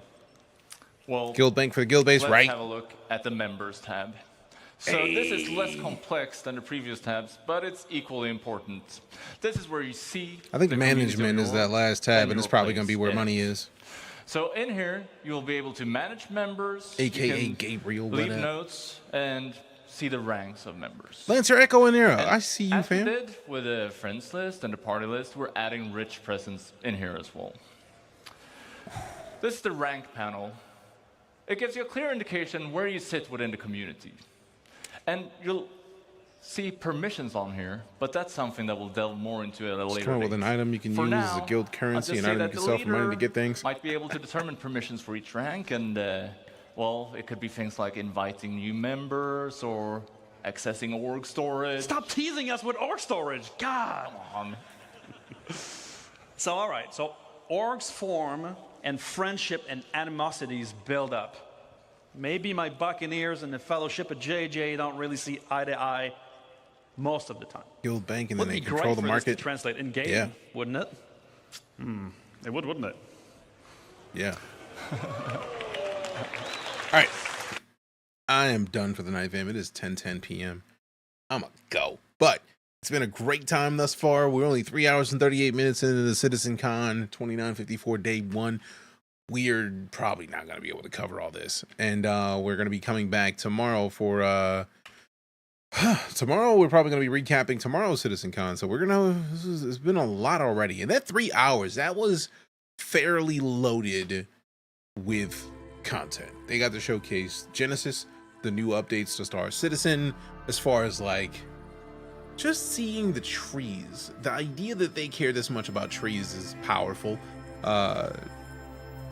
Terrain, just looking at what they're, what they're doing with clusters and being able to take clusters and make sectors to add a ton of points of interest. Come on, it's gonna be flames. Should finish the org stuff, it gets better. Oh no, I'm literally keeping this video paused right here. It's just I was waiting for them to talk about the social parts before leaving, and we're gonna come back and get back into the rest of this. I'm literally leaving it up right here, but nah, I gotta get off this computer for now. Y'all be easy, fam. If you followed, cheered, tipped, subbed, resubbed, lurked, rated, gifted subs, tossed diamonds in this direction, you have had tens of thousands of things you could do, but you decided to do any of those things. So thank you very much for the support. You did show up at the end. Facial hair, that timing though. Sorry fam, but we're gonna slide. We're gonna be out for the evening, and then we're gonna be coming back sometime soon because reasons and also things. Appreciate you. Love your faces. Love your butts. We'll see you tomorrow. I'm out.